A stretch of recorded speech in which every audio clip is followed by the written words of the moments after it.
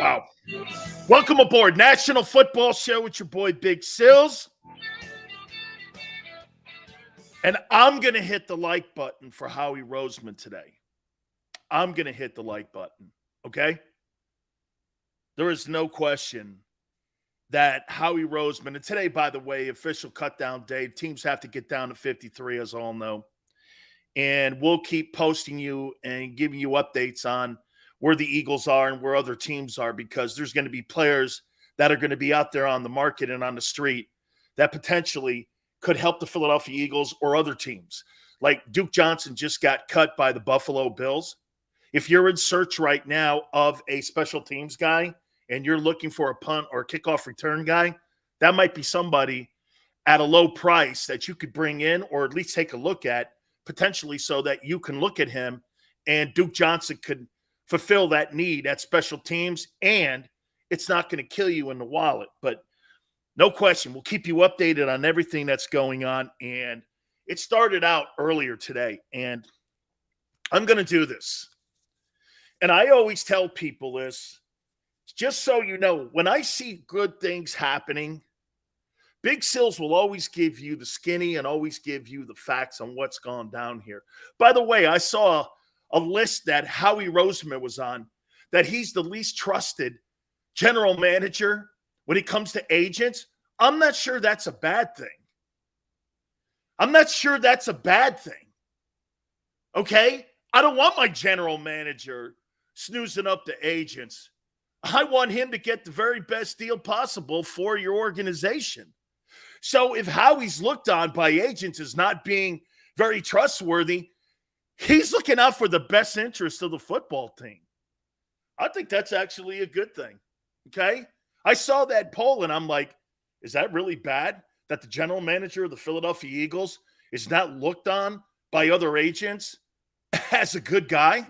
I don't know. I kind of liked it. How he's looking to get the best roster built that he possibly can, right? Okay, I mean, look, man, no question. And by the way, I contacted the Saints after this deal went down. And Mickey Lomas is one of my favorite general managers in all the National Football League. Earlier today, the Eagles get Chauncey Gardner-Johnson and the Saints' 7th rounder in 2025. The Saints will get the Eagles' 5th rounder in 2023. And at one of the worst picks in the 6th round in 2024. Once again, I was just talking to Xander. Xander goes, why do the Saints continue to get fleeced by the Eagles here? And I would tell you this, the trade they made, obviously going into the draft with Howie Roseman, it's because the Saints are one of the worst cap teams that we have in the league right now. They've got cap issues. And sometimes teams are forced to go into a position where you've got to make difficult cuts. This kid's a young player. By the way, I'll get to who he is in a second here and how the Eagles can utilize him in the secondary. Here, real quick, did the Eagles get better today defensively? Personnel-wise? Absolutely. Absolutely. Absolutely. And I'll get to you how you can play this kid here in a second. But the reason why the Eagles are doing business with the Saints, because there's a lot of talent in New Orleans. New Orleans has a good roster. Mickey Loomis, the Benson family, they do a great job at acquiring talent. They got great personnel people in the building. You want to do business with general managers that have an eye for talent. Mickey Loomis has an eye for talent. Mickey Loomis understands salary cap. They have all kinds of issues when it comes to the Saints cap. So to me, it makes just total sense to do business with teams that know personnel and understand Loomis is doing this for the future of the Saints. He's not doing it for the present, because presently right now, the salary cap doesn't favor New Orleans, and they're not allowed to keep very many people. Honey Badger's deal cost them this kid here. CJ is no longer a Saint because of Honey Badger. So let's get into who this kid is. And by the way, I appreciate everybody coming aboard. Please hit the like button, okay? And I appreciate it because let me say this to you here about Chauncey Gardner-Johnson. One of the absolutely best shit talkers there is in the sport. And you put him on the other side of Darius Slay, you got a lot of attitude in that secondary now. Okay? You got a lot of attitude. And what makes this kid good is that he's versatile. And you could drop him in the safety position. And with 12 days out from the start of the season, that's going to be an easier transition for him to be able to start right away. Dude, cornerback is such a brutal position. I think if you look at all the positions that you have to play physically in the NFL, cornerback's the toughest position in sports to play, in our sport at least. Think about this. You got to run backwards for 15 yards with the fastest and the most gifted and talented athletes on the planet. And you've got to run backwards and cover this guy, and then you've got to turn yourself into a wide receiver once the ball's in the air. It's the most difficult position. I always tell folks this. If you live in a cul-de-sac, find the fastest guy you can and run backwards and try to cover him. It's brutal. And when you can get a versatile kid like this, I'm telling you, this kid's a baller. This kid can play. This kid's got attitude. So now you add him in your secondary at the safety position, and now you've addressed it. Really a fine move. And I'm going to say this to you. Howie Roseman has been a star this offseason. He has been a star. You bet Hurts to win 21. CJ's a blue chip kid you got in your secondary now. Look at the moves too, man, that Roseman has made when it comes to bringing starters into the building. A.J. Brown, gifted. Shit, you even put Zach Pascal in depth at your wide receiver position. Hassan Reddick, 2 years in a row, he's double digits in sacks in two different organizations. Tells you he can adapt to a new system really quick. And I think he has. Starter. You bring Bradbury in, starter. You bring CJ in, starter. Kaiser White, starter. And these were all economically sound. And get this, these are not over-the-hill dudes that you traditionally see. Overpaid and old. These are 24, 25-year-old guys being brought into the building economically. Now, one of the reasons you're afforded this ability to do this is because you're not paying your quarterback $35 million. But Howie Roseman has built the best roster in the NFC. There is not a roster in the NFC better than the Philadelphia Eagles. Plain and simple. You have now put yourself in a conversation of having the best roster next to the Buffalo Bills. I mean, your secondary went from question marks where you didn't have CB2, now to where you're looking, okay, now it's time to plug in the machine and see if it works. You've put the engine together. You've put everything out there. You got a brand new V8 engine in your car. Now it's just turning the key and seeing if this thing rolls and rolls in the right direction. And if you got the right driver at the wheel. This is all going to come down to, do you have the right driver at the wheel? I'll say this to you. I don't like Jonathan Gannon as a defensive coordinator in the National Football League. Last year, he blamed the players. There's no excuses here. This is totally on you. By the way, do we not agree? This roster is better than the 17 roster that won the Super Bowl. Do we agree with this? Okay? Do we agree that this roster, from top to bottom, you can pick out and have an off comment about the quarterback position, but I'm talking 53. Okay? 53. 53-man roster. This has got to be Howie Roseman's greatest roster that he's constructed since he's been in charge of personnel. Xander says, I personally think it's way better than the Super Bowl roster. I've never seen this much talent on the Eagles in my life. Wow. Says a lot to me. This has got to be Howie's greatest roster and his greatest achievement. Okay? Has to be. Big Pickens says, much better on paper. Now, the question again, this is not the best coaching staff that's been assembled. So, it's the best. See what you don't have? I heard Barrett talking about the perfect scenario where everything is in line except the coaches. Isn't it funny? The most inexperienced people in the NovaCare Center is the coaching staff. It's the coaching staff. You don't have Doug Peterson and Jim Schwartz and Frank Reich as your assistant coaches in the building. You have none of that. So there's always skepticism on if these guys are going to put these people in the proper position to be successful. I would say this to you about the running back position. Don't think that Howie's done just yet.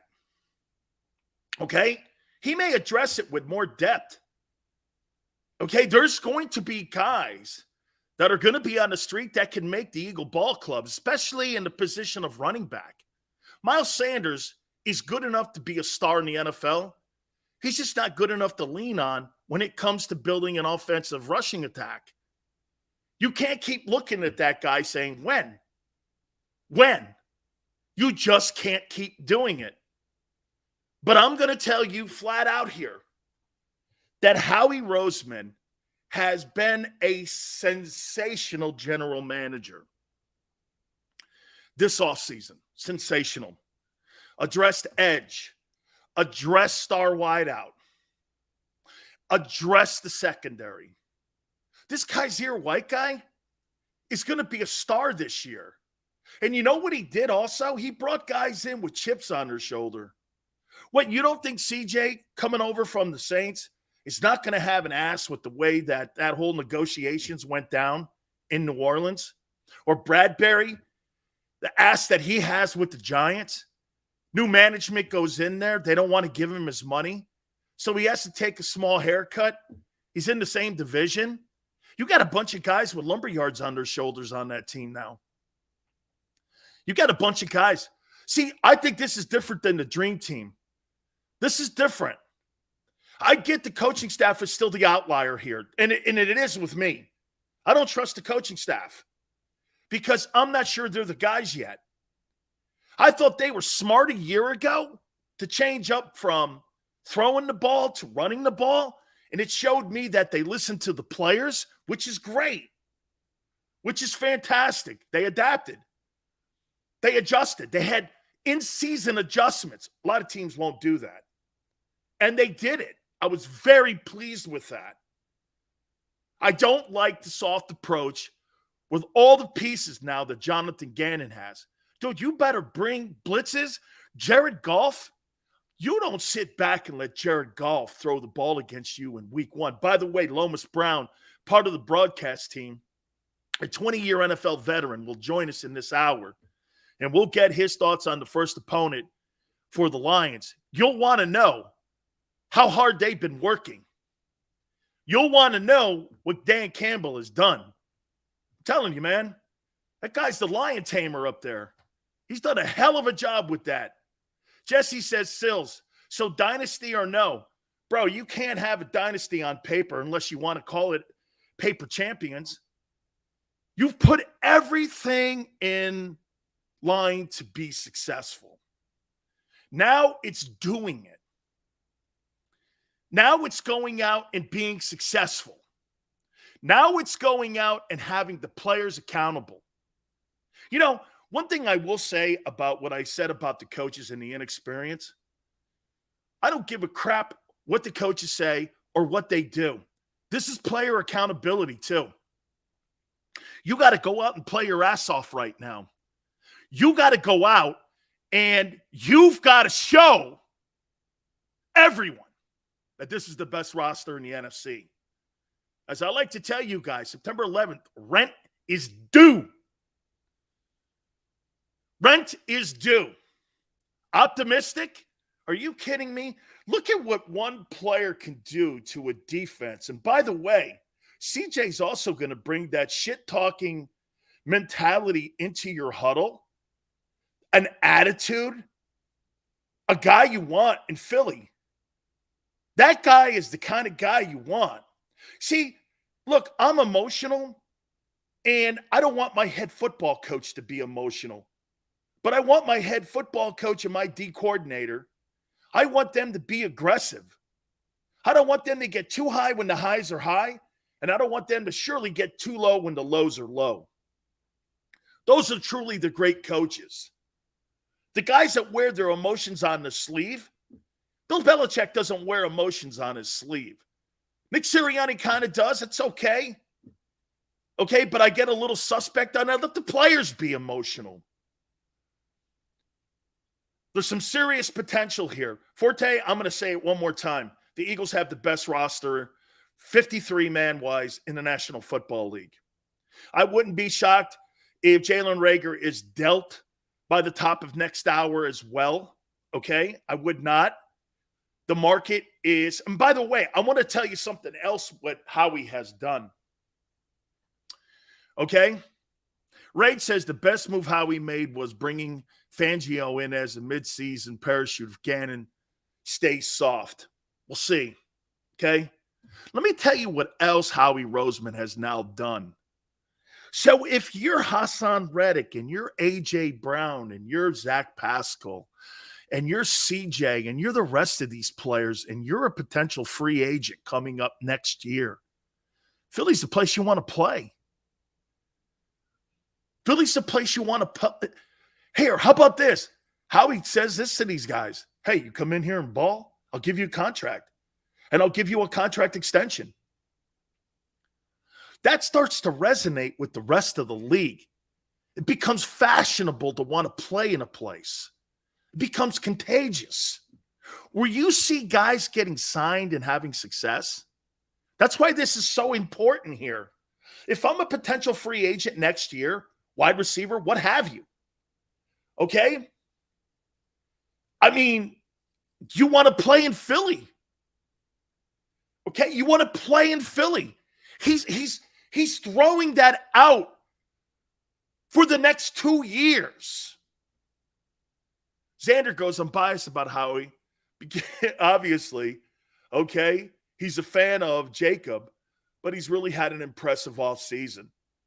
You know, you don't have to be biased to look at smarts and reality here. Okay? That's a man that has learned from every mistake and is coming correct and having it correct at all. How about this? Let me say this to you. There was a power struggle between Doug Peterson and Howie Roseman. There was a power struggle. Do we not agree with that? There was a power struggle between those two men. And the owner has to get some credit here. The owner went like this. Man, Doug delivered me a Super Bowl. Coached him up, won it. What a hard decision that must have been for him to go, it's either Howie or Doug. Who do I choose? And you know what the owner did? The owner went with the builder instead of the teacher. He went with the builder. He went with somebody that he's known for over 20 years. You know, I'm going to tell you this also. Maybe having sat in that corner for a couple of years when Chip Kelly was in the building gave a whole different perspective on how Howie was going to build this team and how he was going to go forward. There is no doubt the whole Carson Wentz and Doug Peterson fiasco has hardened him and also has made him, I think, a better general manager. I think he's had to take a couple steps back and go, so what do you think? You know how hard that is to ask somebody what they think? Especially something that's got your name on it. What do you think? Nobody wants to get someone else's opinion when your name's on it and your ass is on the line like that. Howie's ass is on the line here because he has no excuses. Okay? He has none. All Around Sports says, hey, Big Seals, it ain't too late. This is not about Jalen Hurts. This is about a 53-man roster. This is about the unit. This is not about one guy. This is about the roster. This is about a general manager that has learned from his mistakes and is pushing forward. Debbie goes, not a Howie fan.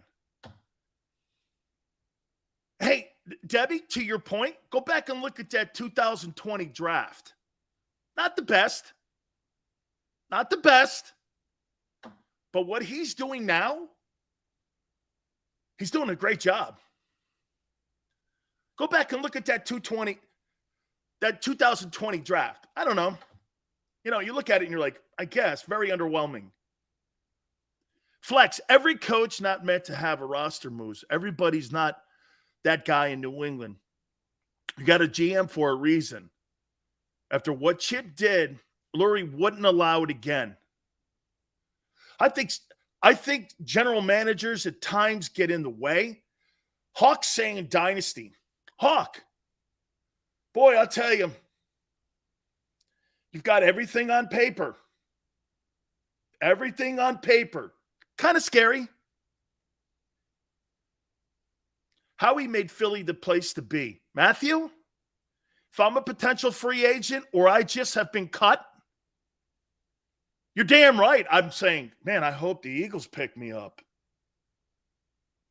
85 says, Dan, we need a bruiser back and trade or pickup. You know what? I'm going to get into the running back situation here in a second.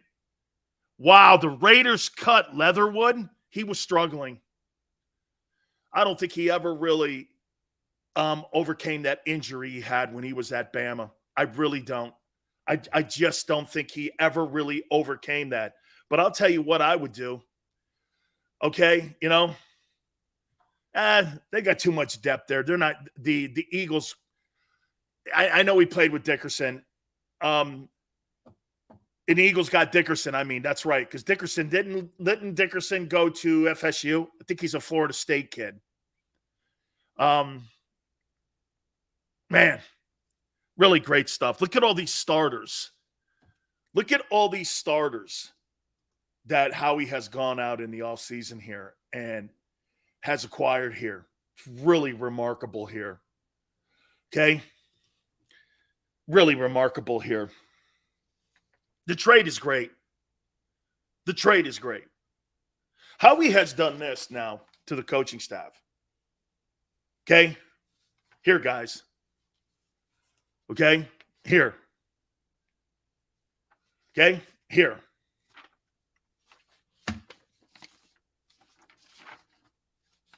We're going to look at the NFC. We're going to look at some of the top players in the NFC. I got an all NFC East team mapped out for you here, too. As I said, Lomas Brown's going to jump aboard with us here. Least trustworthy general manager in all of football's Howie Roseman. Good. I don't want him ponying up to I don't want him being friendly with agents and having to have something where you got to deal with some. You're looking out with what's making it best for your roster. Like I said, I think it's a merit badge. I think it's a merit badge. A merit badge. Wow. Wow. Wow. You guys know me better than anyone. I don't give kudos out. I do not give kudos out for off-season stuff and phony postings on statistics, but you've accumulated the best roster in the NFC. Okay? You've accumulated the best.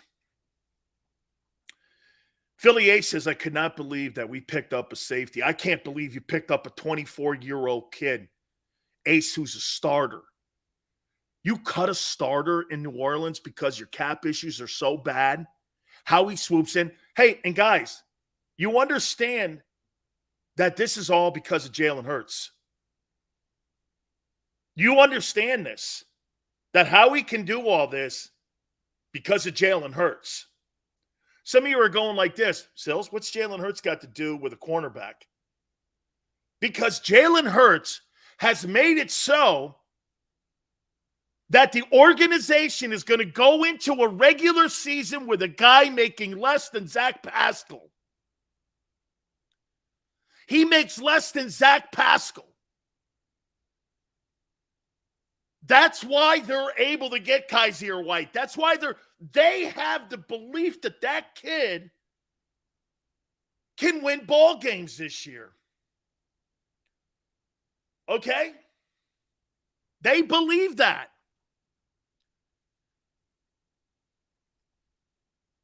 Xander's like, they can keep this team and sign Hurts, to which is crazy. And then you got that $5.5 million cap hit from Alshon Jeffries falling off the cap. You're going to have more room. Doug was just a casualty of war, quite frankly, after what Chip did. Howie vowed never to let that happen again, and he built the 17-team coaches are replaceable. Depends. Then I might have to take back everything I said about Howie. Hey, Paul, Howie's job is done now. Where Howie gets in trouble, he gets involved on Sundays. Stay out of it. You don't need to be giving active roster tips on Thursdays to your coach. Let them. It's the coaches now. Okay? It's the coaches. Howie's done his job. A+.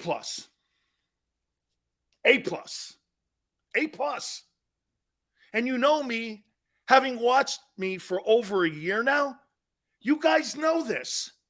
This is not something that I do. I don't sit here and give you fantasy talk. I have reservations about conditioning, the practice habits, all of that. That's not changing. But what I am telling you is, you've built Rome. Will you own Europe? Will you be a dynasty like the Roman Empire? You've got the horses. You've got the cavalry. Do you have the coaches? And most importantly, do you have the patience to let this thing play out? You got a lot of guys on one-year contracts too. This thing's either going to take off like a Saturn rocket, or this thing's going to explode. I actually love it. I'd rather have my general manager doing instead of sitting back on his fat ass doing nothing. Okay? And economically smart. These are all dudes in their 20s. AJ Brown, 25. CJ, 24. Crazy good. Crazy good. Seals, can you explain to me what CJ does for the defense? Kyle asked. Gives you versatility. You could play him at corner. You could play, if you have any injuries, you could drop him over to corner. You could play him at strong safety. You could play him at free safety. He's a shit talker. He's a tackler. He's a player. And he's an attitude player. Who doesn't like attitude players in their secondary? I know I do. For damn sure. Today is cutdown day. Today is, without a doubt, cutdown day. Guys, let's do this for a second here. Let's take a look at the Eagles' first opponent. And that's going to be the Detroit Lions. And there's a new attitude in Detroit. And I think Dan Campbell's done a hell of a job. And a guy who played 20 years in Detroit, and a guy who's a living legend. He's my friend. He is Lomas Brown, part of the broadcast team. Hey, Lomas, how you doing, my friend? I'm great, Dan. How are you, man? You looking good, man. I like the brother. Salt and pepper look. I like that. I like it. Thank you so much, man. New attitude in Detroit with Dan Campbell. This is going to be quite a football game between the Eagles and Lions in week 1. Yeah, it should be. You're right. I mean, he has just brought a whole different type of thinking here. The expectations are high. Now, we still know we have some pieces that we have to fill. Still a young team, still making some of the mistakes that young teams make that we can't afford to make.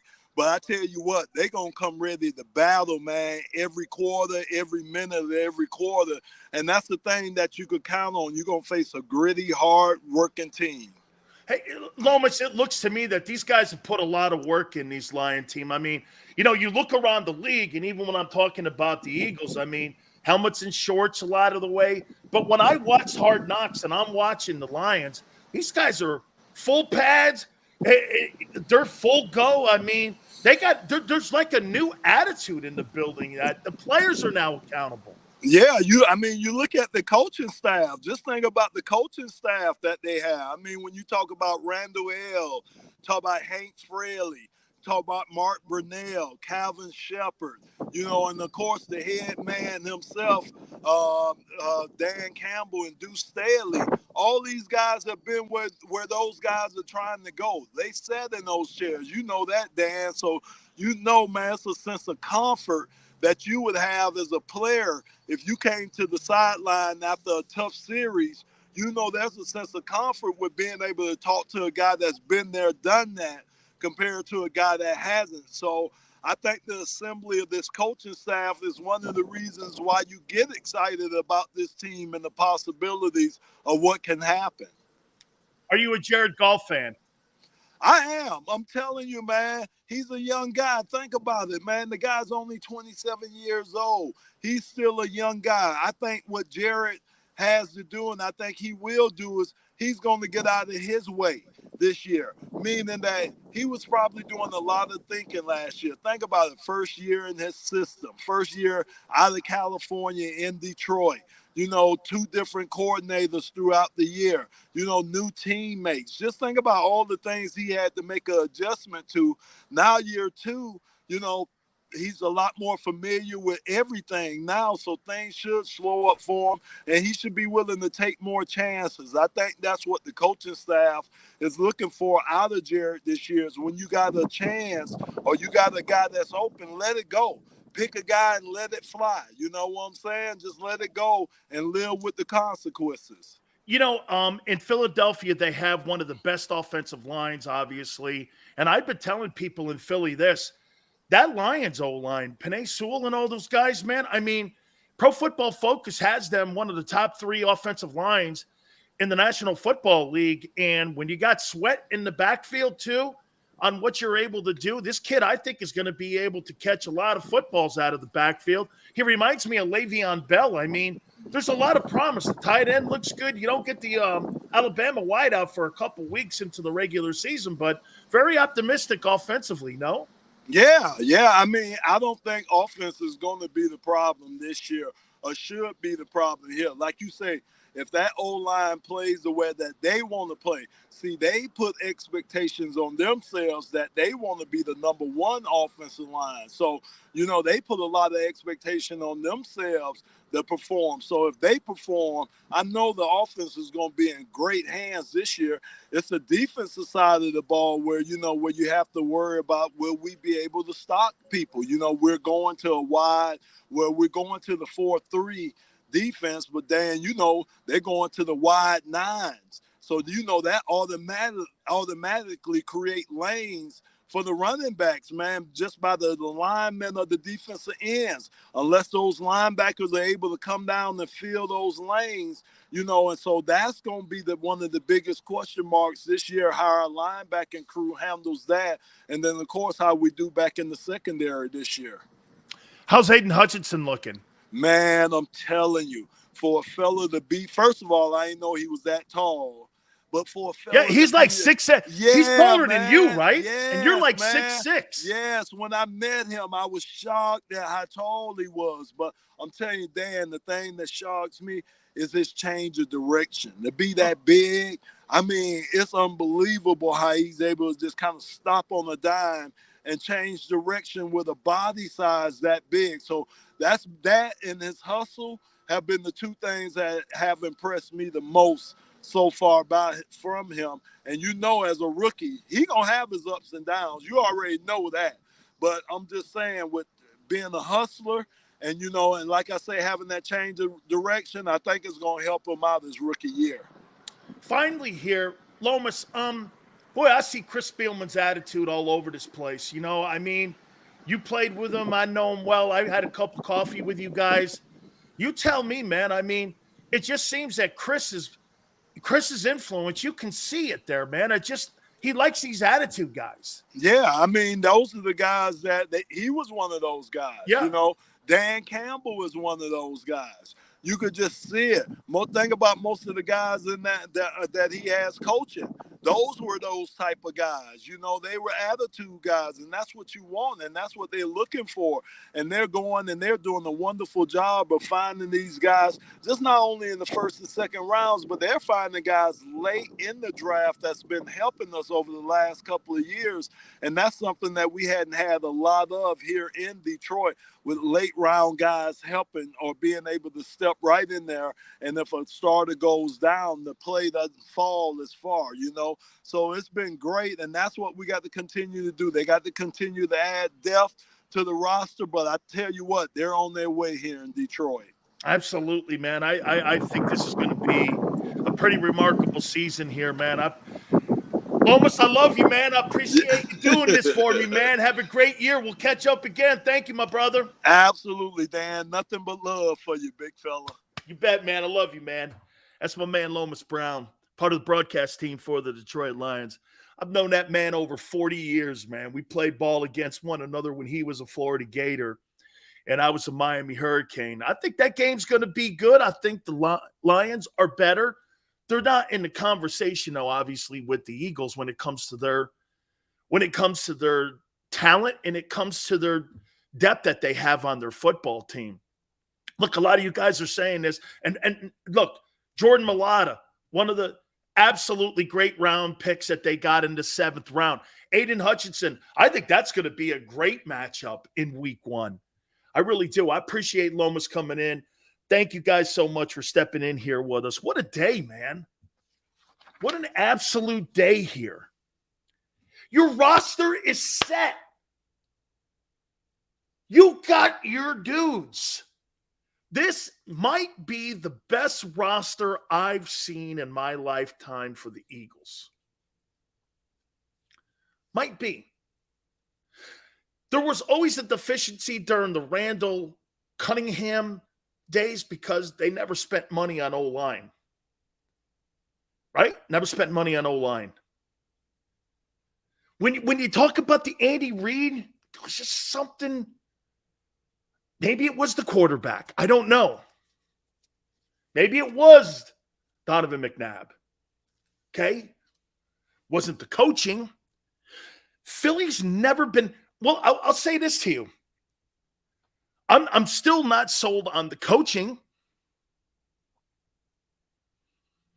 Okay, but do we agree this is Howie's greatest accomplishment, this roster?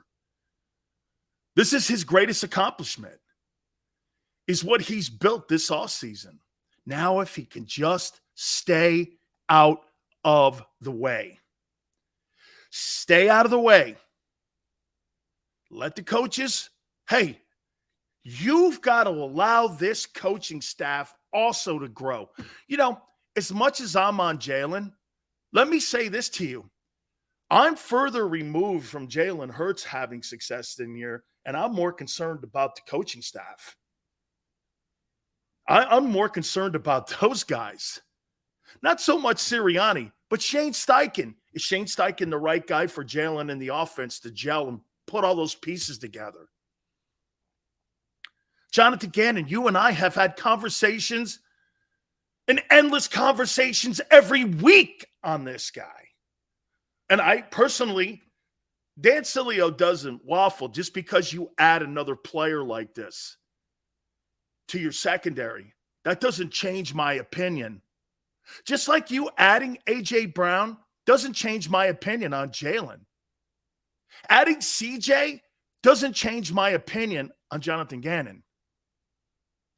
It doesn't. Because they all have to perform. Okay? Timothy, I don't think the coaching is pathetic. Okay? I don't. Then the Bucs just cut Logan Ryan. There's going to be a ton of guys out there. There's going to be a ton of guys. Okay? The coaching staff is clearly on the clock now. Absolutely, Donald. Absolutely. G. Gannon, today on August 30th, now has a gigantic bullseye. And everyone should buy bullseye shirts with that guy's face in it. And you know what? Let me tell you something about Jonathan Gannon here, too, which is great. This is a good thing for him. Jonathan Gannon is either going to be the next head football coach in the NFL because he would have had success this year, or he'll be fired. He's under the same pressure as Jalen Hurts. Jalen Hurts is either going to have a bag of money of $40 million per year at the end of this year, or they're going to move on from him. And that's the nature, folks, of the NFL. Nothing personal. That's the nature of the beast. That's how the league works. There's no gray area. You don't get graded on a bell curve in the NFL. You don't. You have to produce. Dan, if you add another to the Eagles right now, what would it be? A back. Red zone back. Or maybe some depth at tight end. If I had to look where they need some help, I might want to go tight end. Okay?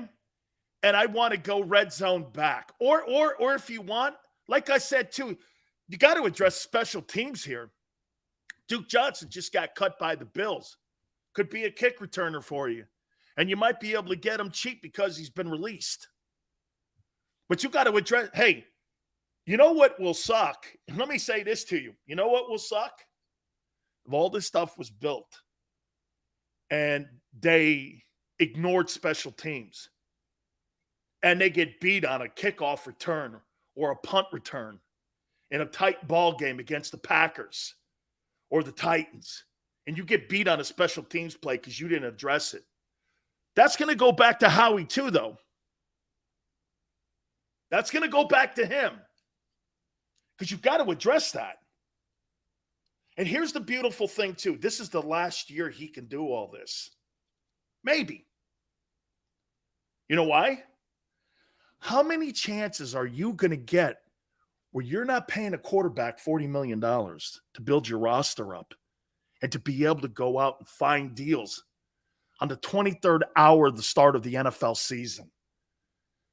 You can't do that when you're paying your guy $50 million. You think Green Bay's cutting deals with anybody? Absolutely not. They may get a deal for Jalen Reagor,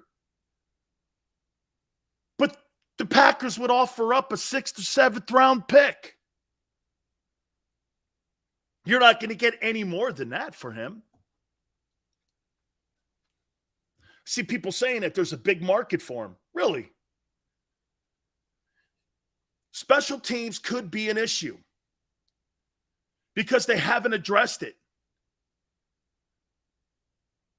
O.J. Howard is another Reagor. Some of you guys are pathetic. Sony Michel made the Super Bowl winning touchdown in overtime. Really a fine ball player. I would say again that the Philadelphia Eagles could get some depth at tight end and also at running back, a little bit more in there, pass catching. I want to hit on the running back position. I'm going to hit on that. And I'll tell you if I think it's good enough. Okay, I'll tell you if I think it's good enough. 85 goes, Dan, just watch CJ Hype video. He's a dog. I'm stunned. I'm stunned. The Eagles pulled this off. You got to understand something. They didn't get this Tart guy. This is a bona fide starting dog. This is not How do you get a dude like that? 12 days out from the start of the season. I mean, seriously, what are the Saints thinking? Do the Saints really think they have a player on their team that's better than CJ? Absolutely not. However, they had to because of salary cap. Crazy. Hey, isn't it kind of ironic, though, that Howie's been doing all this work with the Saints and Mickey Lomas, the general manager? I mean, it really did to me. I wonder how much of a conversation they had about Michael Thomas potentially coming into Philadelphia instead of A.J. Brown. I wonder if that went down like that. Maybe one of the guys that he was looking at was also Michael Thomas, the wide receiver. And for whatever reason, he went with A.J. Brown. Okay, because they've done a lot of stuff together here, the Saints and the Eagles. Trading draft choices, getting a first-round pick. I mean, now you're trading for a starter. There's a lot of conversation going back and forth between those two organizations. Wonder how much that went down like that, if they were close to having talks with bringing Michael Thomas into Philadelphia instead of A.J. Brown. I'm okay with that. And by the way, I'm not saying I'd rather have one or the other. I'm just saying you've done a lot of business with the Saints here. Saints got a lot of money with Honey Badger. I did, man. I mean, Pickens, I think this is the reason why the kid was jettisoned, in my opinion, is because they spent the money on Honey Badger and they didn't have enough money to go get this kid what he wanted. And so they were forced to do this. So instead of just letting him walk on the street today on cutdown day, by the way, top of the hour, we'll keep you all updated on what's going on with the Eagles and their cuts and on their final 53 and then 16 on their practice roster. I think Thomas is the reason they traded CJ because of money and contract. Okay. Previously, Malcolm and Sproles. Boy, Howie loves doing deals with the Saints and Mickey Lomas, doesn't he? Saints got a good roster, guys. Saints got a good roster. They really do. It's a great roster, actually. And I told you this yesterday. I think they're going to give the Buccaneers all they can handle. Okay? 5-star. Boy, man, he's really built a hell of a roster. By the way, I've got my all NFC East team. You tell me if you agree with that. I like the fact that we spent a little time with my friend Lomas Brown because Lomas is part of the broadcast team there with the Lions. I think the Lions are going to show up and play. Eagles are better. No one's making a proclamation here that they're not better. No one's saying that. But you better be ready to play. 12 days until Reds do. Okay? Hey, Sills, correction. Howie likes robbing the Saints. Sure seems in the interim. Dankos, did the Saints really get worse? You can't tell me you think you got a better guy than that guy sitting on your second team. 12 days out.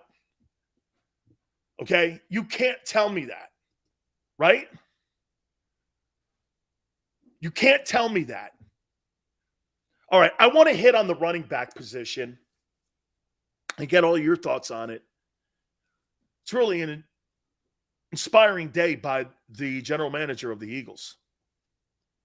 And you know me. I don't sit around throwing out kudos. It's not what I do. It's not my nature. Okay? I'm always looking at getting better. And they got better today. The Eagles got better. They're the best roster in the NFC. There's no doubt. I said safety position, and I said the running back position. All right, I got to take a time out here. Okay? Yeah, and by the way, that's a great line by Xander. If you're in the Eagle locker room right now, you know what you're doing too? You're doing this. Shit.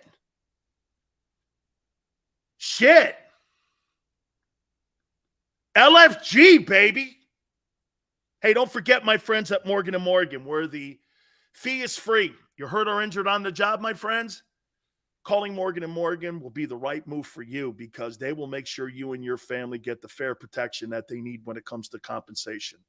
Last 30 years, they've collected over $13.5 billion worth of compensation for their clients.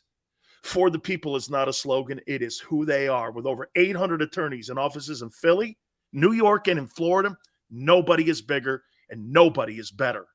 Call them at 800-512-1600. That's 800-512-1600. Call us free. Consultations free. 800-512-1600. When you call Morgan & Morgan, do me a favor. Tell them Dan Sileo sent you. I'm John Morgan of Morgan & Morgan. When you're hit from behind in a car crash, the insurance company may try to say, you can't possibly be hurt. It was only a few miles an hour. It's simply not true. You see, here's the thing. Getting hit at 10 miles per hour is like falling off of this. 15 miles per hour, like this. And only 25 miles per hour, this. Injured, dial pound law. There's only one Morgan & Morgan.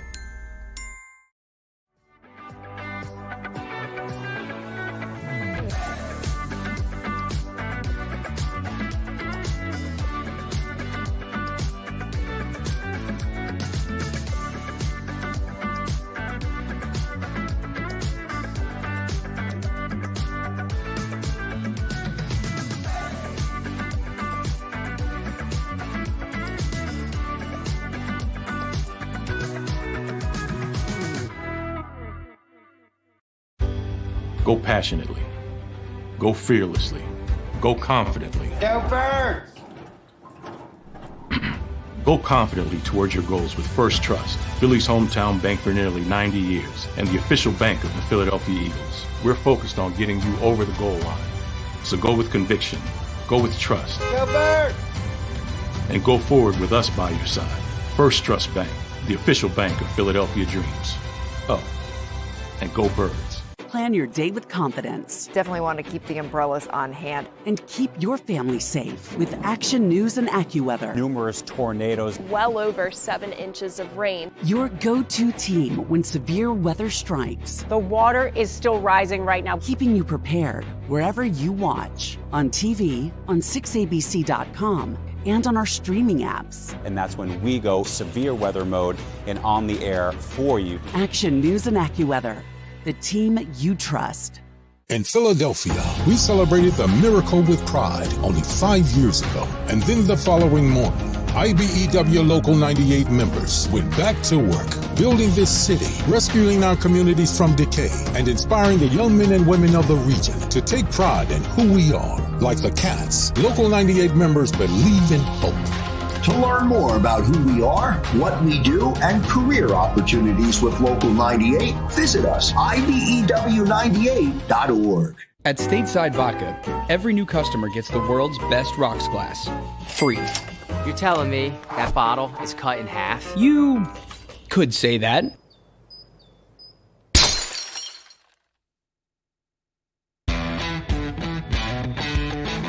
Go for the poles and the pools.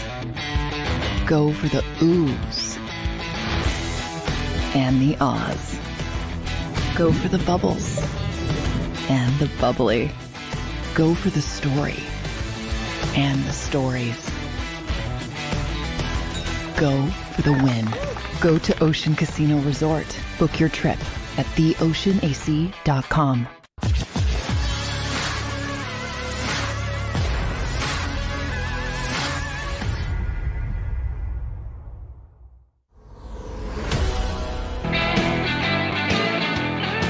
Welcome back. National Football Show. Big Sales, please hit the like button. You guys have been spectacular. And I will tell you this.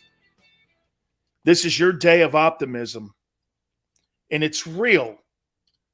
This is not fool's gold. Not when you're adding 24-year-old starters for late-round picks. It's brilliant. It's brilliant. By the way, top of the hour, we'll update the releases and the official 53-man roster for the Philadelphia Eagles. Ty asked the question over here, hey, Dan, how does all these teams and all these other teams have all these enormous contracts and we have two, maybe can't afford anything. And we're being like a $4.9 billion net worth. Ty, the New England Patriots built that dynasty over 20 years by not spending a lot of money. There weren't enormous contracts in New England. Daniel Snyder spent an entire decade bringing players into Washington, and it resulted into nothing. How many times did Al Davis back in the day bring in free agents, and he brought them in, and they equated to nothing? This is about chemistry and addressing needs. This is the thing that has made what Roseman has done this offseason here is spectacular. There's not an area on the football team that he's not addressed that needed to be addressed. There were holes everywhere on the football team. There were holes everywhere. Xander, put that graphic up. Look at this thing. I mean, look at this.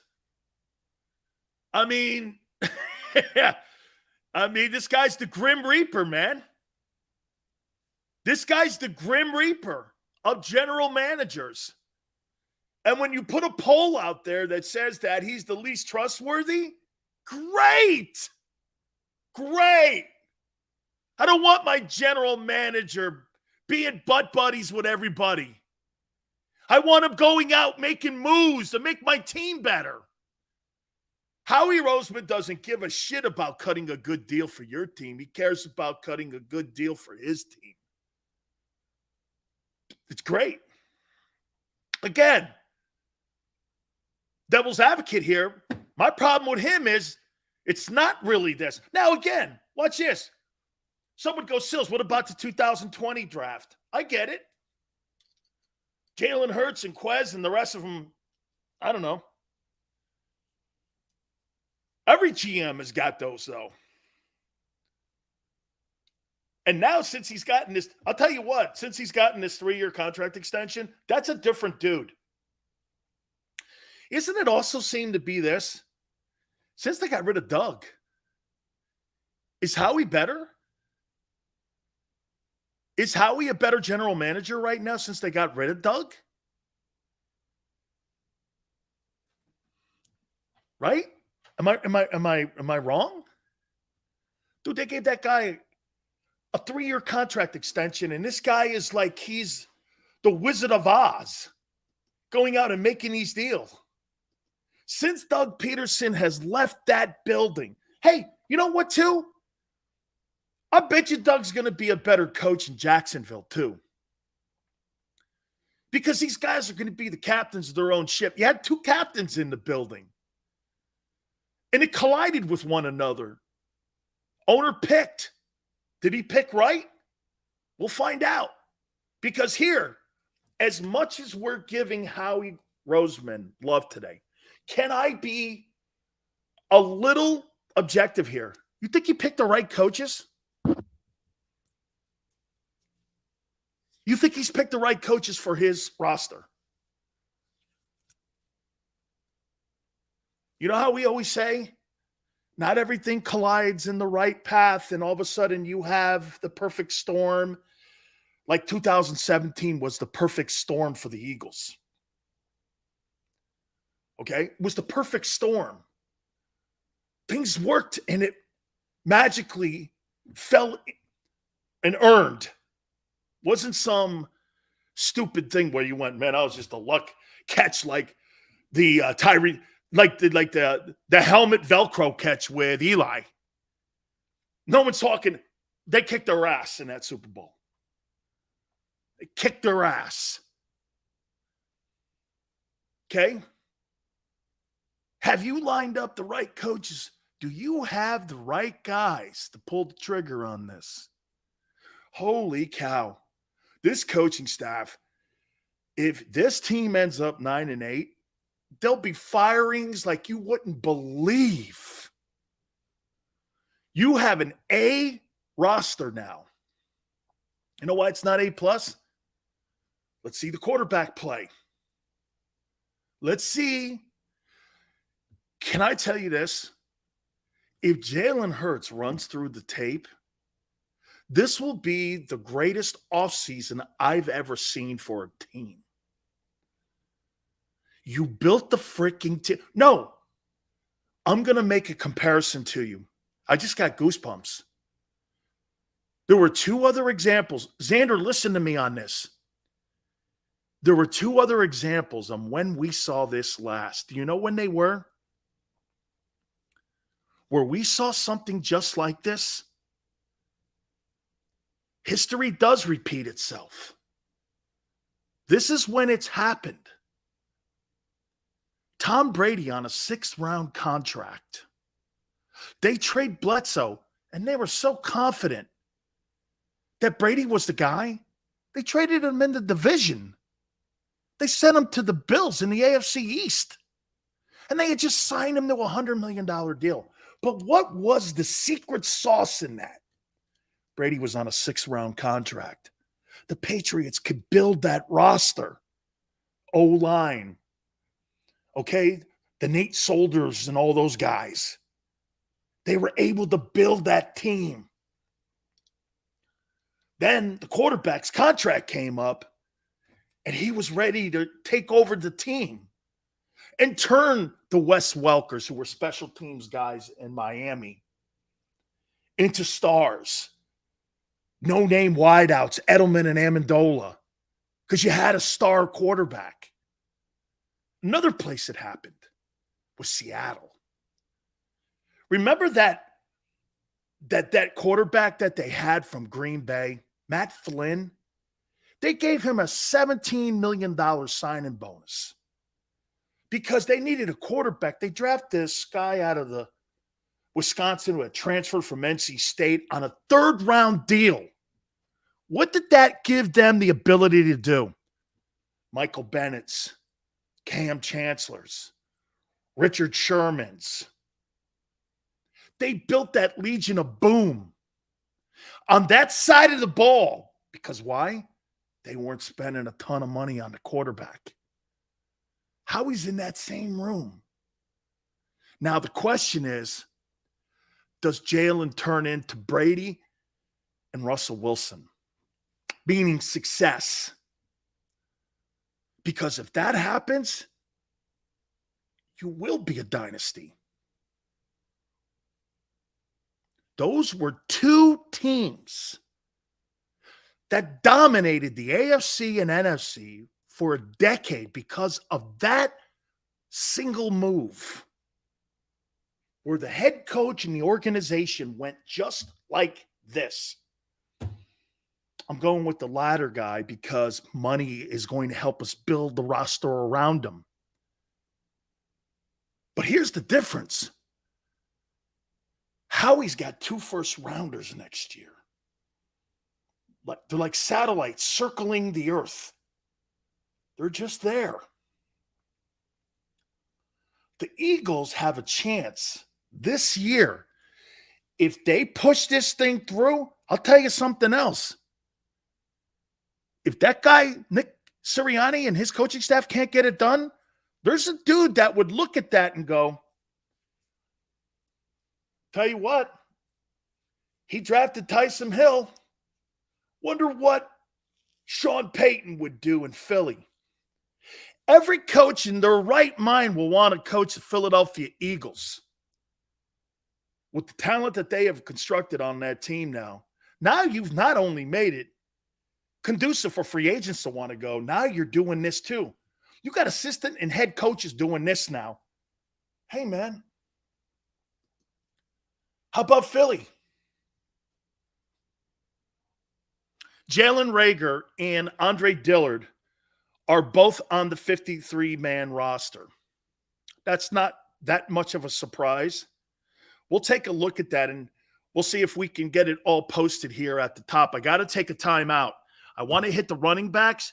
I want to go through the NFC East, and I'm going to show you how, if you're Dallas, you're afraid right now, Philly. Hit the like button, hour 2. Keep it here on the National Football Show.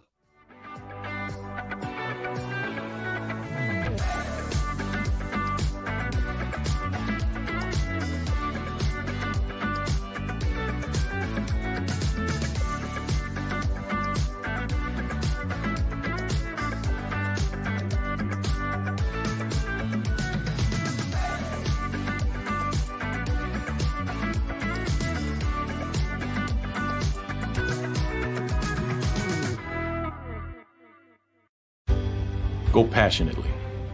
Go fearlessly. Go confidently. Go Birds!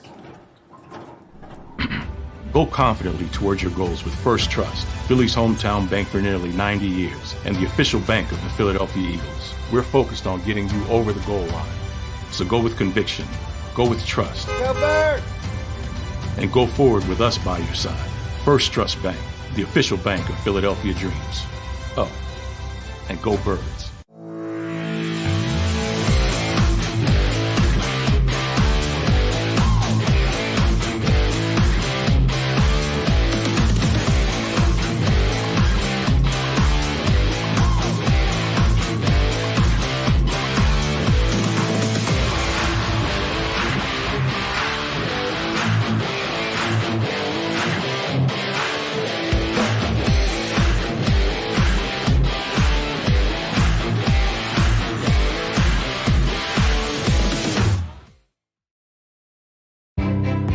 Jim Gardner is an icon. A Philadelphia treasure. He's a mentor, a pace setter. Jim is my North Star.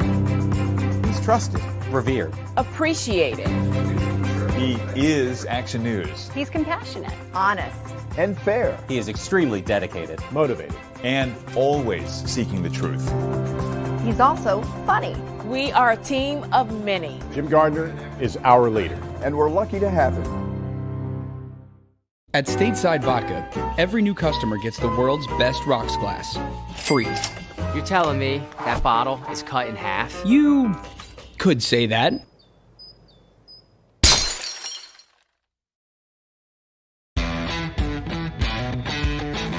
Go for the poles and the pools. Go for the oohs and the ahs. Go for the bubbles and the bubbly. Go for the story and the stories. Go for the win. Go to Ocean Casino Resort. Book your trip at theoceanac.com.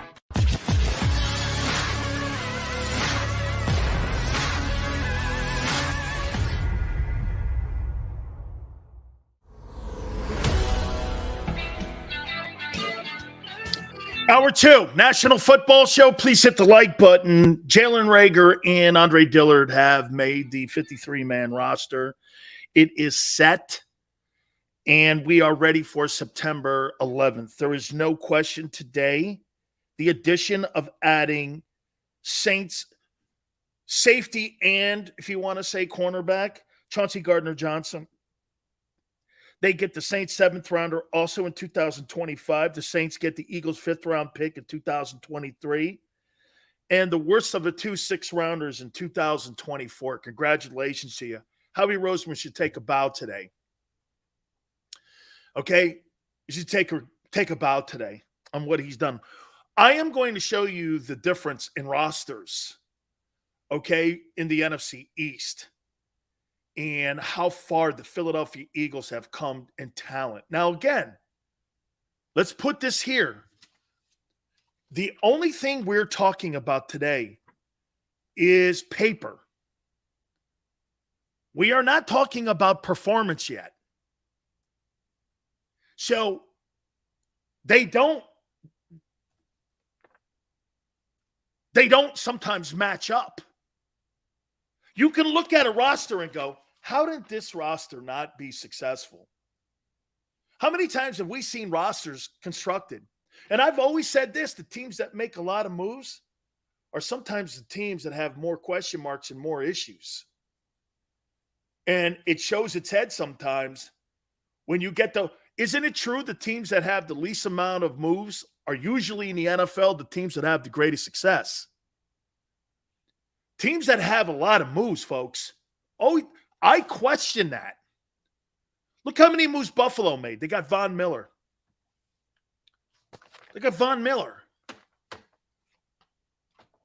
Von Miller. Green Bay made no moves except for the draft. They're still going to win 13 ball games. I don't care what anybody says. Why would that change? Oh, Devontae's not there. Okay, yeah.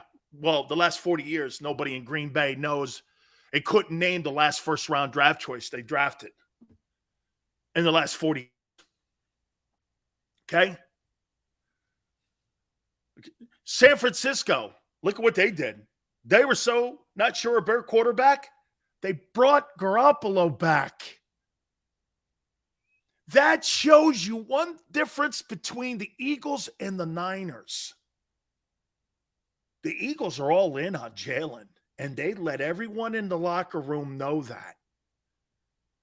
Can you imagine walking into the San Francisco 49ers locker room today and seeing Jimmy G's face on the active roster if you're Trey Lance? You've divided the locker room with one move. Signed Nick Foles, Carson Wentz. You got Carson Wentz and Nick Foles in San Francisco right now. Okay? Hey, Philiopolis, Green Bay's got a better defense than you. They'll be top 5. Okay? They'll be top 5. I don't know what you're talking about. No, and they've won 39 ball games in the last 3. We'll see. Okay? To act like Devontae Adams leaving, it's not a big deal. A little bit. It's not like that division's the AFC West, though. You're making it sound like the NFC North is the AFC West. Okay, guy. Right. Minnesota and then no one else. They'll win that division again. They'll win that division again. Dan, Phillip Lindsay and Duke Johnson or trade for Vikings. I like the fact that they could maybe bring in Duke Johnson. I'd like to see Duke maybe play back there as kickoff and punt return. I'd like to have that, okay? Packers have no wide receivers, Big Sales. It's never really mattered. Devontae Adams wasn't a first-rounder. They were never first-rounders up. They've had only 2 first-rounders in 42 years. When you have Favre and you have Aaron Rodgers, you don't really their history. You're not going by what they've done historically. You're just looking at the player not being there and thinking they're going to suck. Rodgers is the 2-time reigning MVP. Okay? Dan, I think the Vikings could take it. I do too, Ryan. I do too. Let me show you something here, though, and let me throw this at you here on the running back position now. I'd say, look, if there's some weakness on the Eagles right now, I would do this. I would say tight end, I'd like to see some more depth, and I would like to see a pass-catching running back in the backfield for Jalen Hurts. That's what I would like to see. Now, all that being said, do you think they have enough with Gainwell and with Boston Scott and with an injured Miles Sanders, who I'm sick of talking about? Miles Sanders, I don't want to hear about talent anymore. I'm sick of that conversation with him. Okay? Miles Sanders has talent. Who cares? Who cares? He's always hurt. He's always hurt. Nell says pass rusher. Nell, I think you're going to get from Sweat, you could have double digits. I think you're going to get a rejuvenated Fletcher Cox. Hassan is going to be a force.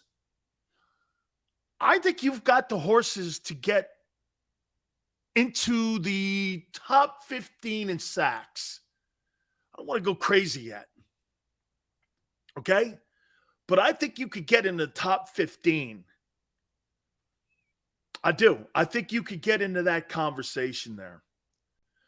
What about drafting the running back out of Texas? I'm not drafting no running back in my top 3 rounds. I'm going to pull a Parcells when it comes to the running back position nowadays. You know, Bill Parcells in his entire coaching career never drafted a running back in the top 3 rounds in any year he was a head coach. Hell, I don't even think he did that when he was the executive for the Dolphins. Parcells never believed it. You know, he believed in the Jamie Morrises, the O.J. Andersons. He believed in guys like that. Dave Meggetts, you know, those kind of players. Later round guys. He never believed in spending high money. I can't remember if Curtis Martin was a product of him when he was with the Jets. I don't remember that. How the Eagles line up against the NFC East. Let me show you how much of a difference you have in rosters here. God, this kid, I cannot believe that he went out, Howie Roseman, and signed this kid, Chauncey Gardner-Johnson. And for what little assets he had to give up to get him, you made a deal for a bona fide 24-year-old starter. That so doesn't happen. I don't know what happened between Mickey Lomas and the head coach and the rest. I don't know what happened in the building. But how you got that is crazy. Okay? And really, to give up a fifth rounder, okay, that's a big pick.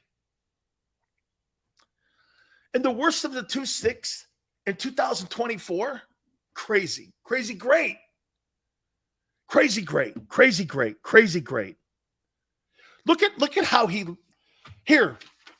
look at how you match up against the Cowboys. And here, let me give you my synopsis as we get ready for the start of the season here. And I wrote these little notes down here about each team in the NFC East. You ready? Here's my assessment of the Cowboys. You can't win, and this goes to the Philadelphia Eagles too, my friends. You can't win a Super Bowl in the offseason, but you can lose one. And to me, the Cowboys lost it. And their opportunity to be a Super Bowl contending team in the offseason. You let Gregory go. You still have some talent on the team.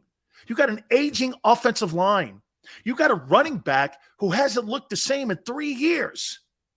4 years ago, this dude was running the ball at about 100 yards a game. Shit, this guy's about 58 yards a game now. Look at how much production he's lost. Look at that. And they're going to compete for the division. But here, right here, friends, is the difference between the Cowboys and the Eagles. The Eagles are going to contend for the NFC Championship. And by the way, who was the first person in Philadelphia to tell you that your team's going to the NFC title game? Me. I said it. And I've been holding to that. Whatever my opinion is of Jalen has never changed my opinion. Has it? We have been saying that for over 3.5 months. The Eagles are going to go to the NFC title game. Here is the difference between the Cowboys and the Eagles. Eagles are contending for the conference crown. The Cowboys are going to be contending for the NFC East. Sean Payton underachieved in New Orleans. Talented roster. All of them fell short. Okay, they was 9-7 in the postseason. Xander, throw that up, my friend. Let's see what we have here. What is this? Is this Jalen?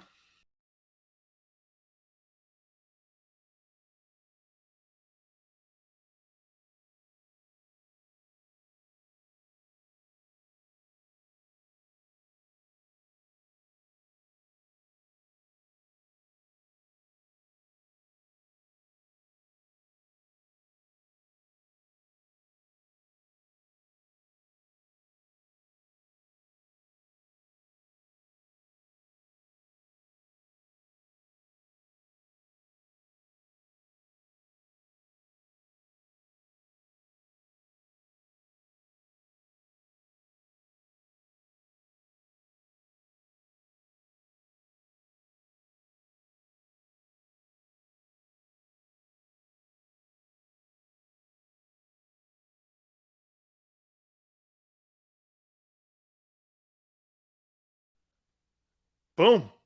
Boom. Very good. Very good, man. 53-man roster, your 2022 Philadelphia Eagles, the best roster in the NFC. I don't think you're the Bills because the Bills have Josh Allen. But I think you're right there when it comes to now. Yours is more unproven because of the new additions. We have to. Hey, give me this. We have to see it play out.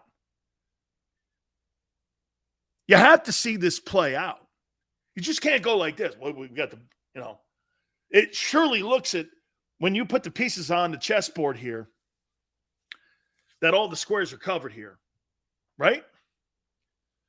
Hey, Big Sills. Hey, by the way, can somebody give me an update on whether or not J-Jaw made the Seahawks? I'd like to know if he made the Seahawks. Okay? Let me know if he made the Seahawks. Flex, front runner at its finest. Don't know what J-Jaw got cut. So, Howie Roseman made a deal to send J-Jaw to Seattle, and he got draft choices back out of that. And Seattle cut him. Okay? Dude, that's a freaking even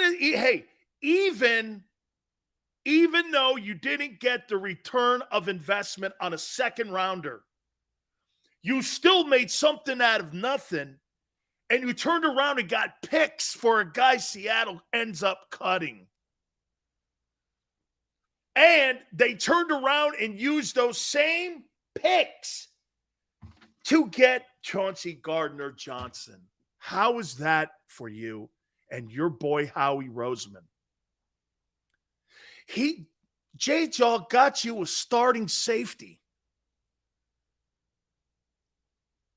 He covered his loss there, my book. He covered the loss. Watch this. Okay. Here's my eraser. You're forgiven on J-Jaw. Think of that. He used the J-Jaw move to Seattle to get this guy as a starter. Remarkable. Remarkable. That's right. Turn dirt into diamonds. Dylan, it's a brilliant move. Brilliant. Could be the move, even smarter of a move. A.J. Brown's not a smart move. Who in their right mind wouldn't want that guy? That is working the dots and crossing T's and doing due diligence and capology and all that other shit. Really good, man. Bob says, Big Sills, and he's looking for a backup quarterback. Minshew for Madison. Why? Bob, in case of something catastrophic, I got maybe one of the best substitute teachers on a roster I can't F with. Why would I want to get rid of a quarterback now that I know that could carry the mail for me until Jalen gets back? And Gardner Minshew to go down a step in case something happens, twisted ankle, he misses a week. Why would I want to do that? I wouldn't want to do that. Whew. He turned that damn J-Jaw move into a gold. He turned it into gold. Now, Howie, get out of the way. Get out of the way. Your work is done. Your work is done. Now it's up to the people that you've empowered. See, this is the one thing you got to look at with Roseman here. Does he have the patience, or is he a control freak? Doesn't Howie come off like a control freak? What happens with control freaks? They're afraid to let loose. Okay? They're afraid to trust people. Right? Right? You're afraid. Whew. Man, what a move. Howie Smart, he's keeping Dillard and Razor, he's keeping Dillard because Dillard is a commodity. Look how many teams, the Buccaneers would have picked that guy up in 14 seconds, Andre Dillard. The Giants would have picked his ass up in 14 seconds. Okay? They would have picked him up. Dude, so what? Andre Dillard did not make the Eagles starting five. Okay, that's not a bad deal. You're talking about a star-studded offensive line. You're talking about the most talented offensive line. Okay. It's a lot different than being cut in New York with the Giants and you having to go tell your agent, I was cut in New York by the worst O-line in football, them and the Bears. You got two of the greatest security blankets in Gardner Minshew and Andre Dillard in case something goes down because you got versatility. And as I was saying, look at it in the NFC here. I wrote these cliff notes down. The Cowboys lost their chance to be a Super Bowl contender in the offseason. The Eagles increased their chances of being the conference champions. Look at the two directions. Here's the Giants. Here's my Giant notes. Giants. They were bad last year. They'll be better, but it's been a mash unit the entire offseason here for them. They still believe in Daniel Jones. How can you believe in Daniel Jones? I mean, Jesus criminy, really? Flex says 12-5, 13-4 with convincing wins over Dallas. Okay. That's your expectations, Flex. I mean, they still believe. New look O-line. Ton of changes. Giants just, I don't know. They haven't been good in a decade.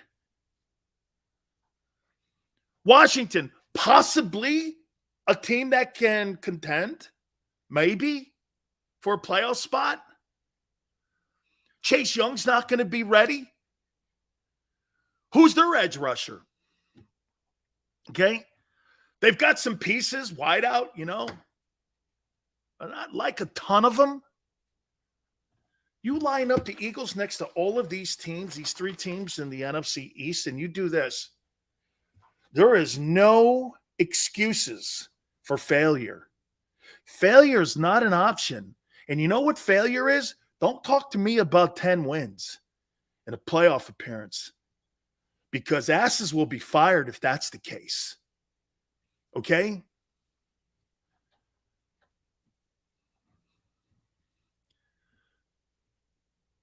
Drake signed, JG is on the hot seat. Yeah, that's an understatement. That's an understatement when we're talking about that. By the way, I wrote down my all NFC East team. I love this time of the year because now that the rosters are set. Okay. And by the way, hey, Xander, we'll replay the 53-man roster at the top of the 3 o'clock or the top of the 5 o'clock hour. Okay, we'll do that at the top of the 5 o'clock hour so you guys can get a chance to see the Eagles, all courtesy of the Eagles. So you guys get to see it. We'll do that again. I like that video. Xander, so we'll have that ready at the top of the 5 o'clock hour for you guys. I wrote down the top players, in my opinion, in the NFC East. Let's start with offense. Dak's the best quarterback in the division going into the regular season. You could debate any way you want. You could talk to me till you're blue in the face. Dak's the best. I don't even know if Jalen's ever beaten him. And I don't even think games were close. Dak is the best quarterback in the division. Now, can that change by the end of the year? Yes. Oh, and here, do I think Dak Prescott is trending up? No. Do I think Jalen's trending up? I don't know yet. I'm not going to take other people's words for it. I want to see it. I don't like people overhyping people that are not established. So I want to see it. By the way, it's no negative or nothing positive. It's just Switzerland right now. I have no opinion on Jalen. I want to see Jalen going into this year playing, and I want to see what he's going to do. Okay? Hey, he gets out and he throws for 400 yards against the Lions. We're talking about really a frightening football team if he does that. I got Saquon Barkley as the best running back. I know. I debated on this one here because of injuries. Why would I give him the benefit of the doubt over Miles Sanders? I think he's just a little bit better, okay? Thoughts on Blankenship making the team at safety? Look, prior to them getting CJ, 85, that position's not real deep and really talented. It's probably the least talented group of anybody on the roster.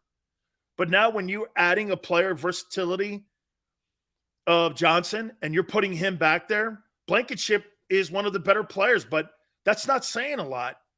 Howie has gone after a guy in San Francisco, and now he's made a deal to go after and get a guy in New Orleans. It's all really you need to know, that he doesn't really have great faith in that position of safety. So he's keeping the best guys he has.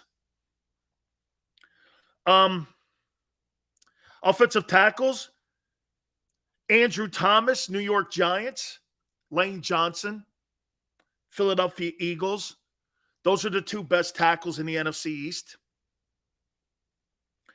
Zach Martin, Dallas Cowboys, offensive guard. Landon Dickerson, Philadelphia Eagles. And Jason Kelsey's the best center. So think about that. And let me throw this in. Dallas Goedert, I got a tight end. So on my all NFC East team, I've got Dallas Goedert, Lane Johnson, Landon Dickerson, Jason Kelsey, and A.J. Brown. A.J. Brown, C.D. Lamb, and McLaurin from Washington. That's my offense. Lane Johnson didn't even make the top 100. Well, Lane Johnson is one of the top 3 offensive tackles in the National Football League. So whatever that list means, I'm just telling you in my opinion. See here. Defense. Edge rushers. I've got DeMarcus Lawrence, Dallas, and Hassan Reddick, Eagles. Interior lineman, Jonathan Allen, Washington, and Hardgrave, Philadelphia. Linebacker, Michael Parsons, and Blake Martinez, New York Giants. Corners, Trayvon Diggs, Dallas, Darius Slay, Philly, and Kendall Fuller, Washington. Safeties, Jaron Kearse, Dallas, and Xavier McKinney, New York Giants. That's how I see the best players at their respective positions in the NFC East. So, to me, again, there's a lot of Eagle guys that Howie Roseman has added, and they're starters. By week 8, you'll have Smitty in there, okay? He's a climber. Lane Johnson should be in the top 5. He's a really fine ball player. Leatherwood and stout future Lane replacement. 85, I thought about that a little bit. Bring a guy. I think his injuries, though, man, I just think he has struggled with those injuries with Las Vegas. And every time I watched him play, he got beat on his outside shoulder a lot. And I just didn't really see him. And he struggled with the Raiders, man. He did. He struggled with them. Epps, Gardner-Johnson are going to be a fantastic duo in that secondary. Well, when you put them on the other sides of Darius Slay and with Bradbury, you got a lot of experience in that secondary now. You got a ton of secondary experience. Again, this is going to come back down once, listen what we're talking about here. This is going to come down to the coaches. Now, let me address the running back stuff here. Okay, let me address the running back. Do you think you have enough? Do you guys think you have enough to continue to be one of the top running attacks in the National Football League? Do you believe you do? Do you think you have still one of the top running attacks with that group of guys? Can you get by with those guys? Ray says no. GT, no. Fly says no. Jordan says definitely not. So, again, you did it pretty much by committee last year. You did it by committee. And because you're so talented up front, the guys behind him, me personally, I would see who's out there. And if I could bring somebody in to add some depth to the position. I think the Eagles need some depth there. I think you guys can get by with it, but I think you need some depth. 40 Boy Lou, you guys are falling in this dude from the Saints already. Chill, there's a reason he got cut. He wasn't cut, dude. He was traded. He's not cut. And from what I understand, he was traded because of salary cap issues. The Saints are in hell with that. And I've seen the kid play. I know who the guy is. He's a ball player. We had question marks about the guy in San Francisco. We were all like this. I don't know. And I said 2 weeks ago, that guy ain't making the team. I watched him play. I don't think he was going to make – I saw it immediately. I didn't think he was going to make the ball club. I was like, that guy ain't making the team. He ain't making it. G.I. says, I like Gainwell. He's tough. I just don't think you have enough talent at that position to duplicate what you did a year ago. I think the O-line is completely capable of doing it. But to me, it's got to come down to production too. And you can't have these musical chairs at running back like the Eagles have had for a second consecutive year. See, what you're trying to do with these roster spots and these positions, you're trying to create stability at them. You're not trying to have musical chairs. Now, look, I get the salary cap each and every single year. It dictates that. And so you've got to constantly have a revolving roster, but not at multiple positions and not at multiple group positions like we're seeing here. Look at what they've had to do. Look at what the Eagles have done in the last 18 months. They completely have revamped their linebackers. They've completely revamped their secondary. They're not so much revamping the defensive line, but they've added. Look at how little they've done on offense, which is great. They've added a star wideout. And what else? Some depth with Zach. What else? Depth with Cam Jurgens. Right? The offensive side of the ball is the most stable side of the ball. Okay? Name goes, Hurts is 50% of the running dynamic. That's the problem with the offense, though, Name. Name, you nailed it. That's the problem with the offense, is that the quarterback is 50% responsible for the running attack. You can't have that. To be a proficient, balanced team, your quarterback can't be the centerpiece runner and the centerpiece thrower. Can't be. Your quarterback's talents can't be running the ball and not throwing the ball. You've got to reverse that. I need Jalen Hurts this year to be a better passer and less of a runner. And that's why that position's important. Gary Cobb said that yesterday, the running back position. If Jalen Hurts wants to improve as a passer, you got to have better running backs, my opinion, or, to be fair, healthier running backs.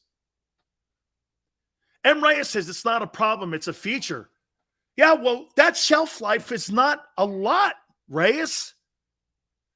You're asking for trouble with your quarterback getting hit if you have that mentality. You're asking for it. He needed surgery at the end of the year. In his first year starting, you think that's getting better or worse? You keep having your quarterback be your focal point at running. That's what they're doing right now in Buffalo. They're trying to get Josh Allen out of that. They don't want him running. Josh Allen's shell life, running the way he does, is nowhere near the shell life of Patrick Mahomes. Nowhere until they rectify that. Until they rectify it. And by the way, this is not a slam on Jalen in any way. It's a philosophical mentality that the Eagles have to help him. You need better backs or more reliable backs, whatever you want to call it. We need another back. Miles will miss games. Absolutely. And then get this. Miles Sanders misses games. Jalen has to run the ball. I don't want that. Sanders, you want to hear something? Sanders actually stops and stunts the growth of the passing game when he's not out there. And the coaches know this. He stunts it because Jalen has to be the focal point of running the ball again. Miles Sanders and the health at the running back position stunts the growth of the passing game because you got to have your quarterback take off. That's a fact. Okay, that's a fact. If you had can you imagine if you guys had the 17 backs on this team? Jalen Hurts, you could make the argument, and I would be more apt to go 4,000 passing yards with backs like you had in 17. It's going to be pretty close. Okay? That'd be pretty close. Jalen knows his job is on the line. He's going to run, throw, kick, do whatever he has to do, Sills. We're gonna put that at the top of the hour, and you're gonna see it courtesy of the Eagles, the 53-man roster, your 2022 roster. That's at the top of the hour. We're gonna do that. We'll replay that video. It's pretty dope. The running back by committee is just not going to cut it, in my opinion. All right. Please hit the like button. I'm going to talk a little bit more about Jonathan Gannon on the other side here. Don't forget my friends at Morgan & Morgan, where the fee is free. If you guys are hurt or injured on the job, always make sure you understand that Morgan & Morgan is there for you and to make sure that your family has fair compensation when it comes to collecting if you're hurt or injured on the job. That's what they do, and that's what they've been doing for the last 30 years. Nobody is bigger. Nobody is better. With over 800 attorneys and offices in Philly, New York, and in Florida, Morgan & Morgan is going to do battle for you each and every single day. Call them at 800-512-1600. That's 800-512-1600. The call is free. The consultation's free. 800-512-1600. And when you call Morgan & Morgan, tell them Dan Sileo sent you. After a car crash, the big insurance companies you see advertising on TV, they may try to downplay your case and might say it's only a fender bender or it's just a herniated disc. I worry that some law firms fall for this BS. Not us. We put ourselves in your shoes and ask, what would it be like to be in your pain for the rest of our lives? $1 million wouldn't be enough for me. There's only one Morgan & Morgan. ForThePeople.com.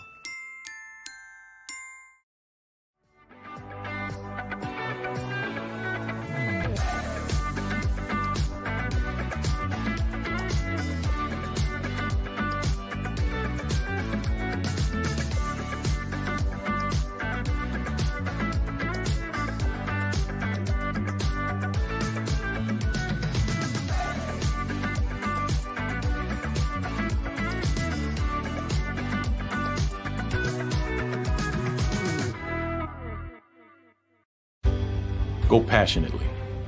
Go fearlessly. Go confidently. Go Birds!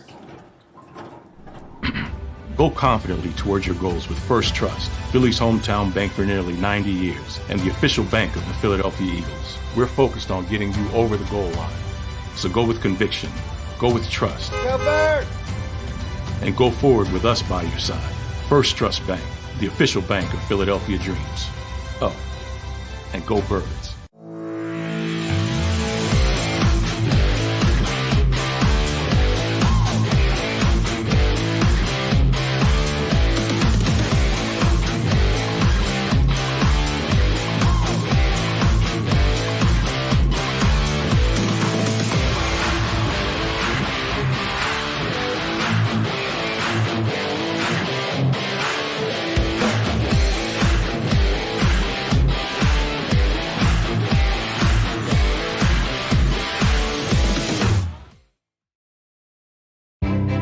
Jim Gardner is an icon. A Philadelphia treasure. He's a mentor, a pace setter. Jim is my North Star. He's trusted, Revered. Appreciated. he is Action News, He's compassionate. Honest. and fair, He is extremely dedicated. motivated, and always seeking the truth.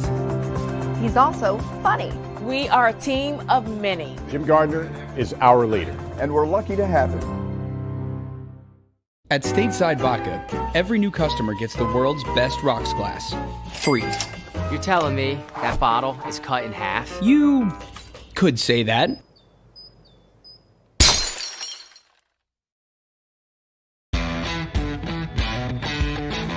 Go for the pulls and the pools. Go for the oohs and the ahs. Go for the bubbles and the bubbly.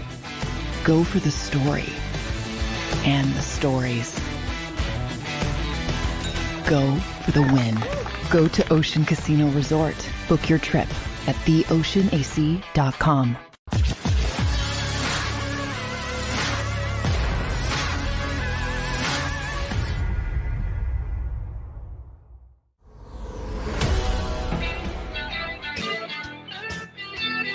Welcome back. National Football Show. It's your boy, Big Sills. Please hit the like button. Thank you guys so much for coming aboard here. Let me throw this at you here.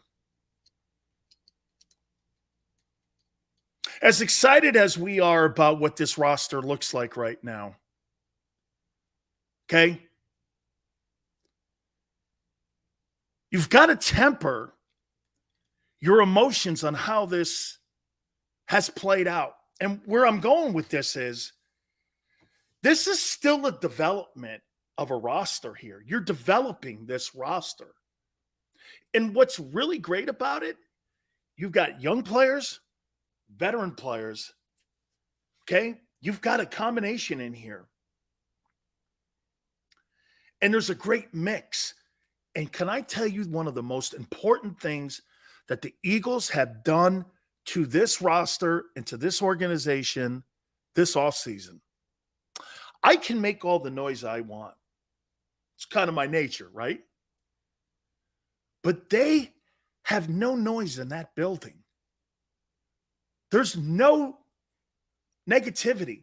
You know, I said something to you the other day, and I'm contradicting myself a little bit. I want to tell you something. And Xander, you're going to love this. You know all that hyperbole talk that Sirianni's been doing about Jalen, about how great everyone's looked and how everything in the organization is perfect.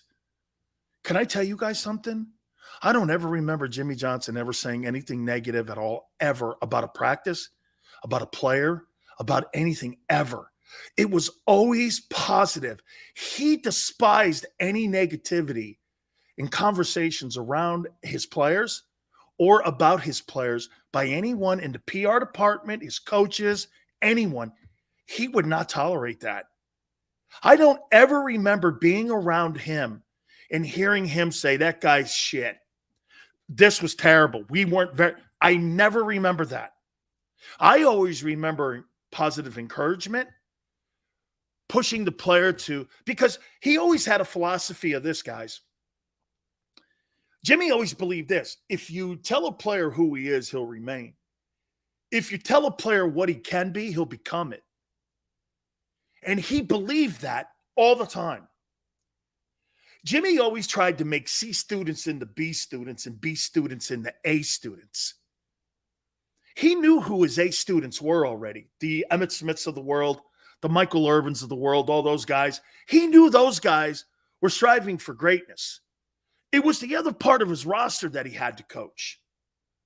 And that's kind of maybe what Sirianni's doing here.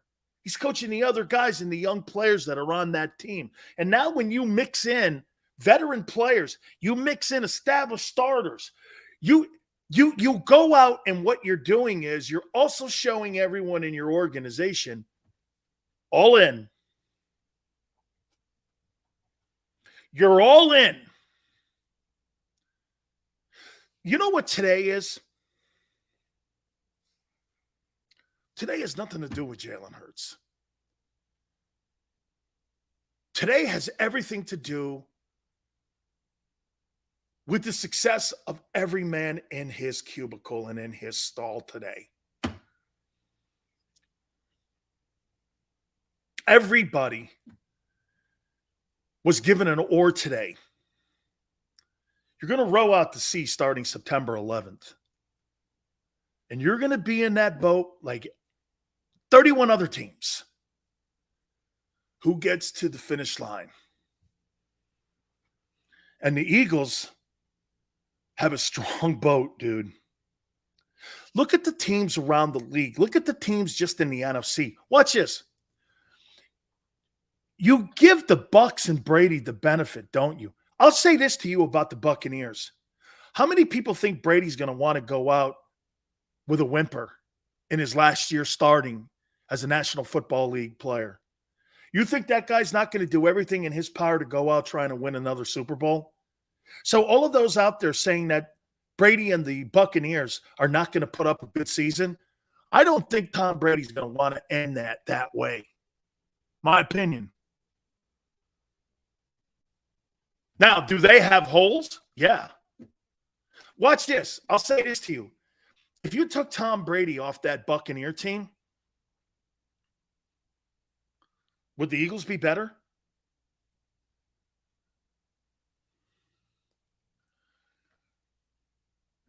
Would the Eagles be better if you took Brady off the Bucs? Boy, I don't know.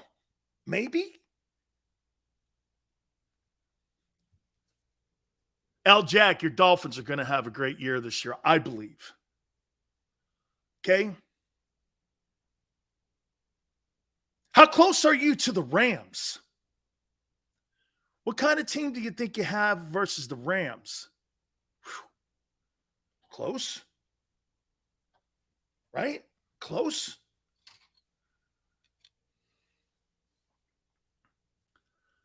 Mr. International, today has to do with Howie Roseman giving Nick Sirianni and Jonathan Gannon targets and scopes and telling them at 100 yards to shoot. Easy mission to get it done. Well, they're on the hot seat. Rams are solid.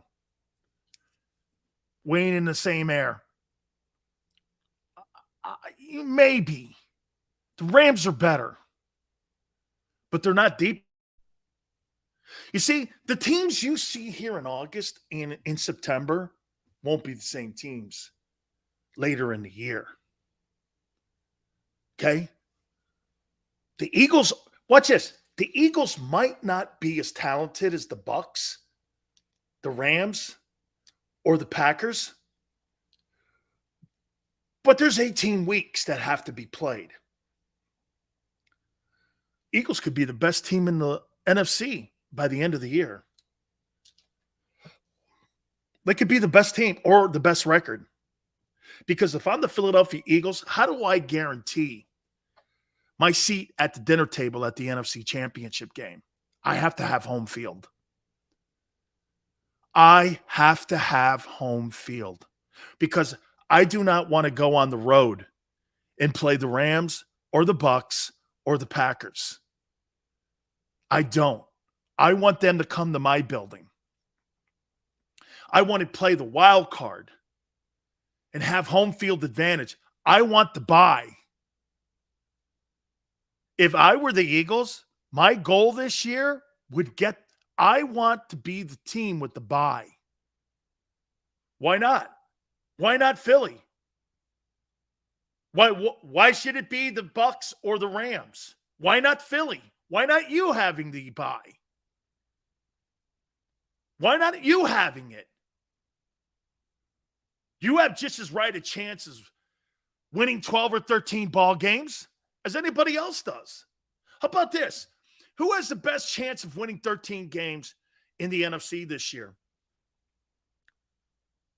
I think the Bucks are going to have I think they're going to have a dogfight with the Saints this year. I really do. I don't think that's going to be that easy in that division. And you know this, the Cowboys are going to be How about this? Here, if you put the Cowboys and the Buccaneers right now, and you put them in a game, who would be favored to win that game? What would the betting public be thinking right now? Cowboys or the Eagles? Right? Buccaneers defense is way better because they've been together. True. I agree. Buccaneers have clearly been together. Right? The books have the Saints in the division. They have totally, they've owned the division. All right. Hey, at the top of the hour, we're going to show you the 53-man roster of the Philadelphia Eagles. So be prepared for that. We're going to have that at the top. We're going to reset everything here because the roster's set, the 53-man roster set. We're going to go over again the impact of what this trade means here. Chauncey Gardner-Johnson, we'll talk about that. There is no question, in my opinion, okay? No question that Howie took that J-Jaw deal and he turned it into a starter.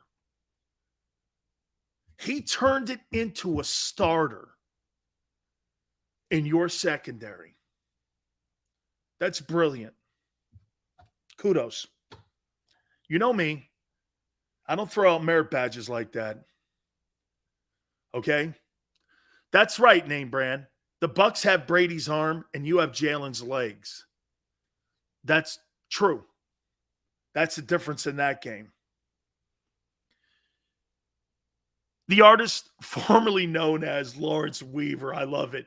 If Hurts can't read defenses, we're back at it again at the end of the year talking, where's Lamar? I got it. We all know that. I know they cut JJ. I got it. And which makes it even more crazy that Howie was able to work picks out of that and used them to get CJ here as a starting safety. And you could also drop him in the slot to have him cover the slot guy. He's that talented. I think he's a talented football player. Jalen Reagor was never not going to make this football team because he sees Jalen Reagor and the problem here with Howie in this pick is that Howie, he overvalues Jalen Reagor. And when he puts him out there for trade bait, the other teams in the league aren't biting on it because they don't see him with that same value that the Eagles do.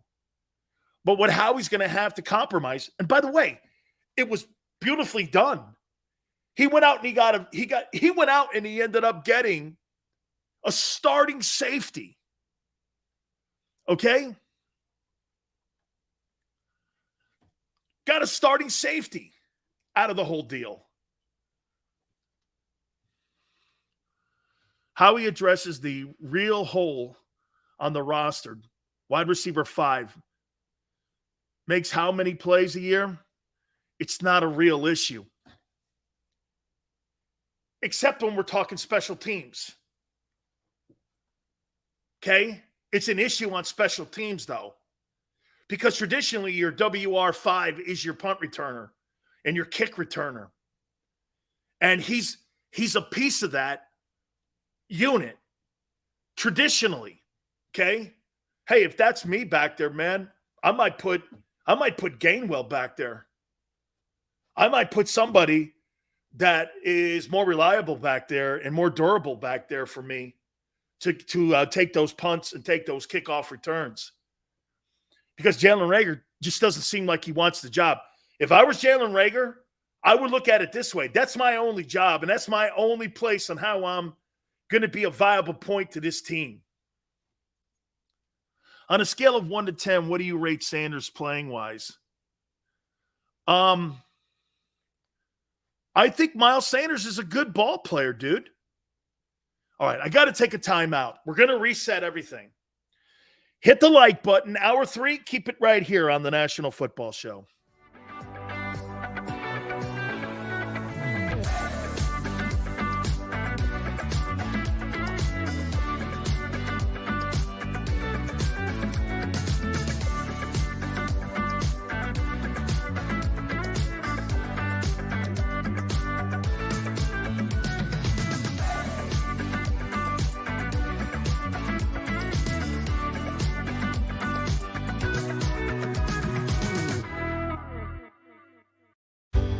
Go passionately. Go fearlessly. Go confidently. Go Birds! Go confidently towards your goals with First Trust, Philly's hometown bank for nearly 90 years and the official bank of the Philadelphia Eagles. We're focused on getting you over the goal line. So go with conviction. Go with trust. Go Birds! And go forward with us by your side. First Trust Bank, the official bank of Philadelphia dreams. Oh, and go Birds.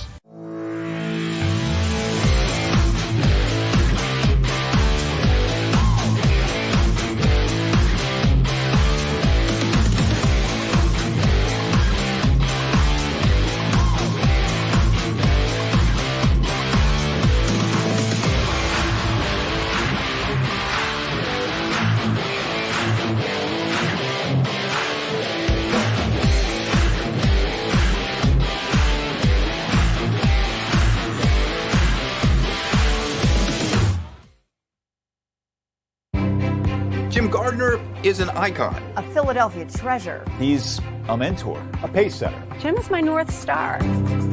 He's trusted, revered, appreciated. He is Action News. He's compassionate, honest, and fair. He is extremely dedicated, motivated, and always seeking the truth. He's also funny.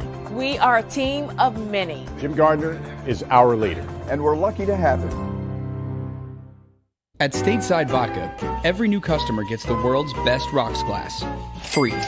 You're telling me that bottle is cut in half? You could say that.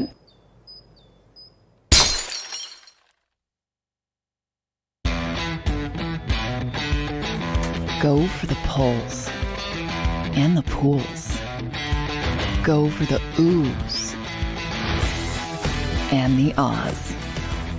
Go for the bubbles and the bubbly. Go for the story and the stories. Go for the win. Go to Ocean Casino Resort. Book your trip at theoceanac.com.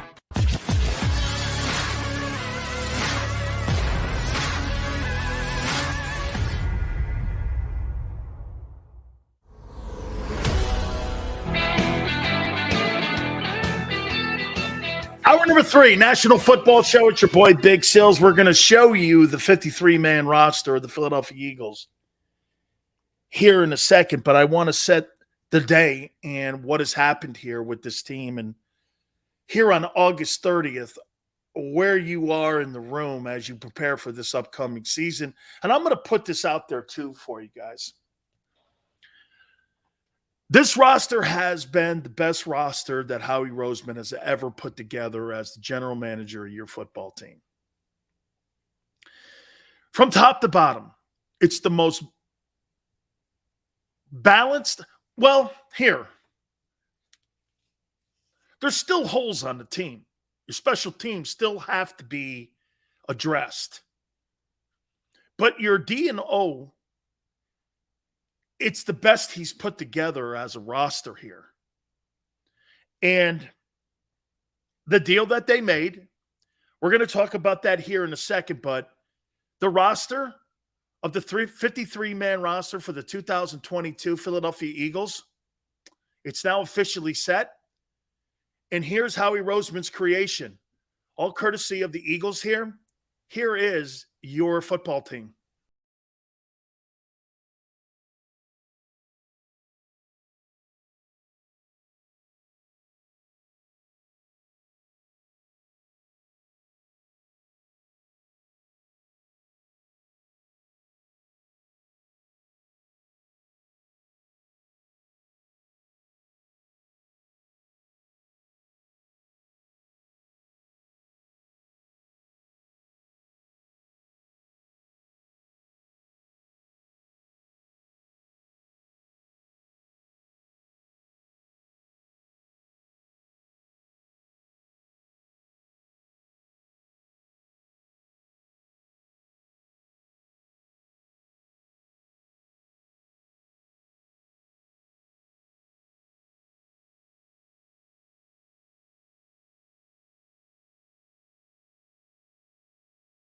Kudos, standing ovation for Howie Roseman and him building his football team this year.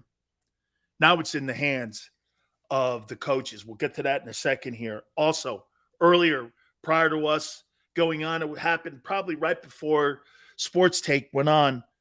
The Eagles make a move, and they get Chauncey Gardner-Johnson and the Saints' 7th rounder in 2025. The Saints get the Eagles' 5th-round pick in 2023. And the worst of the 2 6th-rounders in 2024. Basically, what they did was they got a starter now. At safety, slot, you can also play him at corner if you had to. The job that this general manager has done with this football team has been remarkable. He's been the star of the offseason here. He's done every single thing that if you're Jeffrey Lurie, the owner of the Eagles, you have to be exceptionally excited with what has happened here. You have to be completely over the top excited. There's no noise. There's no controversies. There's no issues. It's ready to go play now.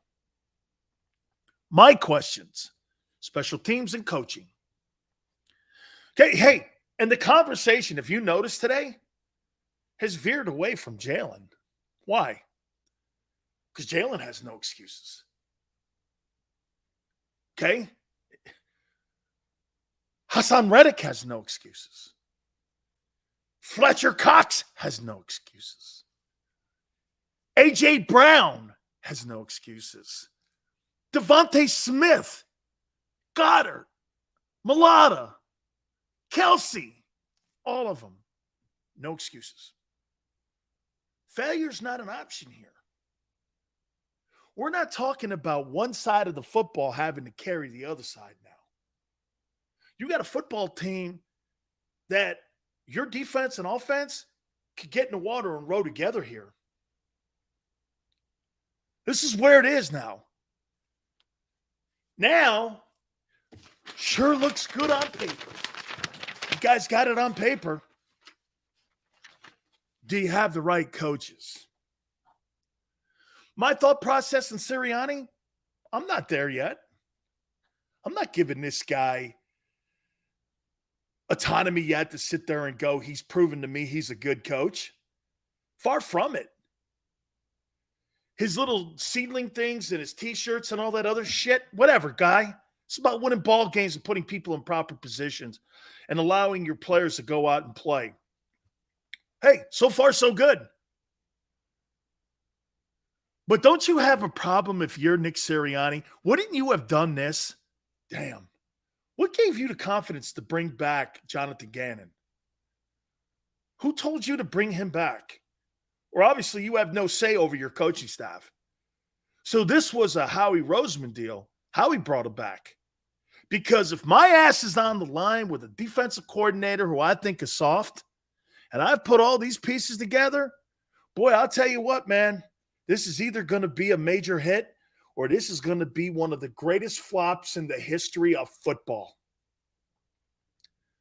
Let's pray that this turns out to be an enormous smash hit. All the pieces are here. All of them. Running back is not as important as getting that safety today. I agree, Pickin. I think the safety position, and I said it yesterday, I think it was more of a priority for him to address that because it's a hole in the middle of the defense. And when you play Aaron Rodgers or you play Kirk Cousins or you play any of these guys that are professional passers and you got a hole in your defense back there and you're not getting to the passer. And by the way, can I say this to you? Why do you think Howie thought it was a priority to make sure he went out and got a safety? You think he's 100% behind Jonathan Gannon? Funny, you had two parts of the team, really three parts of the team you could have addressed. Depth at the tight end position, running back, and safety. He made it a priority that safety was the number one priority. Not saying it wasn't, but he's been out looking for a safety, has he not? Shit, he's been looking for a safety this entire offseason. Remember they were flirting around with Honey Badger too? They were looking at that? Man, I don't want to pay that. Right? I wonder how much that coaching staff is now doing this. Okay, John, it's really remarkable on how they've put everyone on the firing line this time. Jalen Hurts, Nick Sirianni, Jonathan Gannon.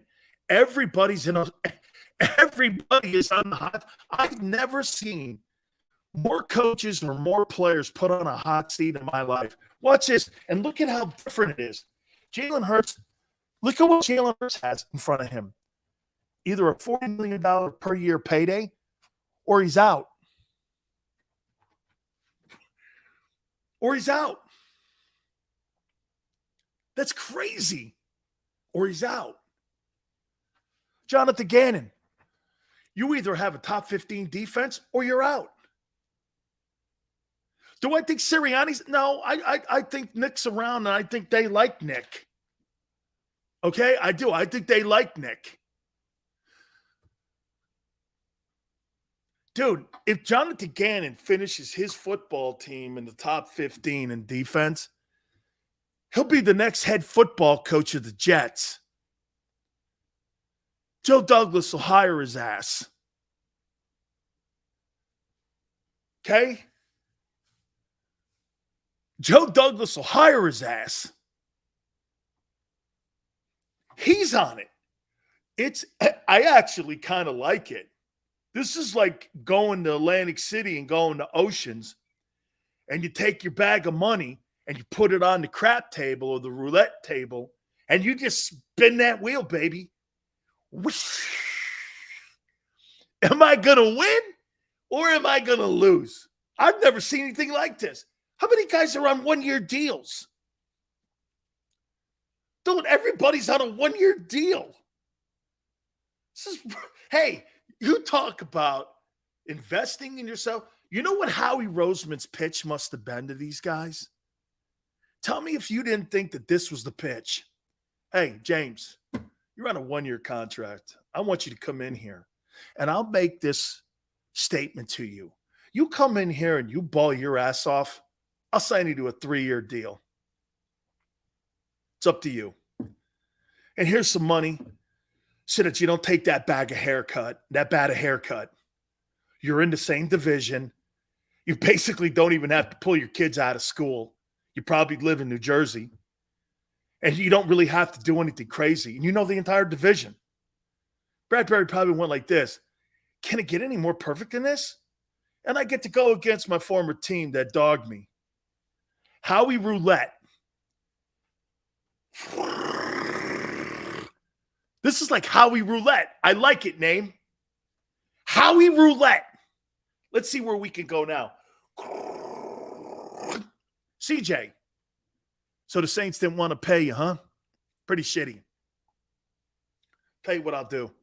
You come here and kick ass, and you're the player I know you are. I'll sign your ass to a 3-year contract, and you'll be part of our future too. Let's see what we do again. Hassan, here's some money here. You are our future. You're here. Throws that thing down there. Kaiser White. Hey, Kaiser, they didn't want to give you the money. Tom Telesco says you're a good ball player, but you know how that is. Pats on the back are only good in high school. It's professional football. I'm going to give you your bag of money, man. You come here and kill people like you can, and you come here and you ball like I know you will, I'll give you a 3-year contract. How do you not? Dank always bet on black. Bang. It's what I do. Absolutely, man. Howie went around and played Howie Roulette. And then the biggest gamble. Hey, Jeffrey, I'm going with Hurts this year. Yeah, he didn't look all that hot last year. It's all right. He'll improve. He's plus his contract. And let's say this. Say he does win 12, 13 games. Okay? Say they do win 12 or 13 games. Who gives a shit how it looks? Just get there. If Jalen Hurts throws for 3,100 yards and 25 touchdowns and 5 picks, who cares how he got there? It's not how you drive, it's how you arrive. Right? And I built the team on Jalen's contract. They built this football team at the latitude of Jalen Hurts' contract. Think about the good teams in the league right now, especially in the NFC. Brady makes $40 million. Got to work a cap around that. Aaron Rodgers makes $50 million. Shit, the guy in Los Angeles now makes $40 million. Got to work yourself around that. All these elite teams. That's why what the 49ers did yesterday, they shot themselves in the foot. That was the move of moves for the... Do you know, in my opinion, the Eagles are a better team than San Francisco now because of that Garoppolo move. You now have Carson Wentz and Nick Foles in the building. You've created a problem. And your backup quarterback makes $25 million. And he's on a short leash, Trey Lance. Think about that whole Do you know what that would be like doing? That would be like the Eagles trading for Jimmy Garoppolo, putting him behind Jalen. You knew immediately that you would be like this. Oh, shit. Jalen's on a short leash. Would you like to be Trey Lance or Jalen Hurts right now? He's got Gardner Minshew behind him. Trey Lance has got a 38-16 quarterback behind him. I don't know. Hey, and half the room knows Lance ain't the guy. I've been telling you that the entire offseason. He ain't it. I don't give a shit how he runs around looking good in his uniform. I don't care how he looks. I don't care how he looks. I don't know why I got Howie on the brain right now. Probably I should have it. Boy, I wouldn't want to be in San Francisco with that dynamic. All of a sudden, Garoppolo walks in with his Subway sandwich, and he comes walking in. He looks over at Trey Lance and goes, "Hey, you want a Subway?" Oh, my God. Here's a Subway sandwich. Holy cow, would I not want to be in that room with that? You imagine being in the quarterback room? Kyle Shanahan's in there talking. "Hey, Jimmy, did you get that?" Oh, my God. What an absolute shit show you've created. Whew. And Philadelphia has none of that going on in the room. Big Pickett, Jimmy's going to play this. Jimmy's going to start by week 3. Garoppolo will be the starting quarterback in San Francisco after that thing shits the bed. They're going to go like this. No. No. And then all them picks that you wasted with Miami. Holy cow. You guys are talking about me eating crow. John Lynch is going to have a buffet to have to eat. And there's the Eagles with 2-1s next year. You got a second-round quarterback making $1.1 million this year. Dude, you can't have it any better than that. There's not a contending football team in the NFL with a quarterback making $1.1 million. I'm trying to think. Joe Burrow, okay, those guys on rookie contracts, you're right. Because most of that money's tied up in signing bonus. Ooh, man. Does Jimmy still have a trade clause? Nope. No trade clause. Okay? It's on him. They can't trade him. Guaranteed. Woo, man. Oh, my God.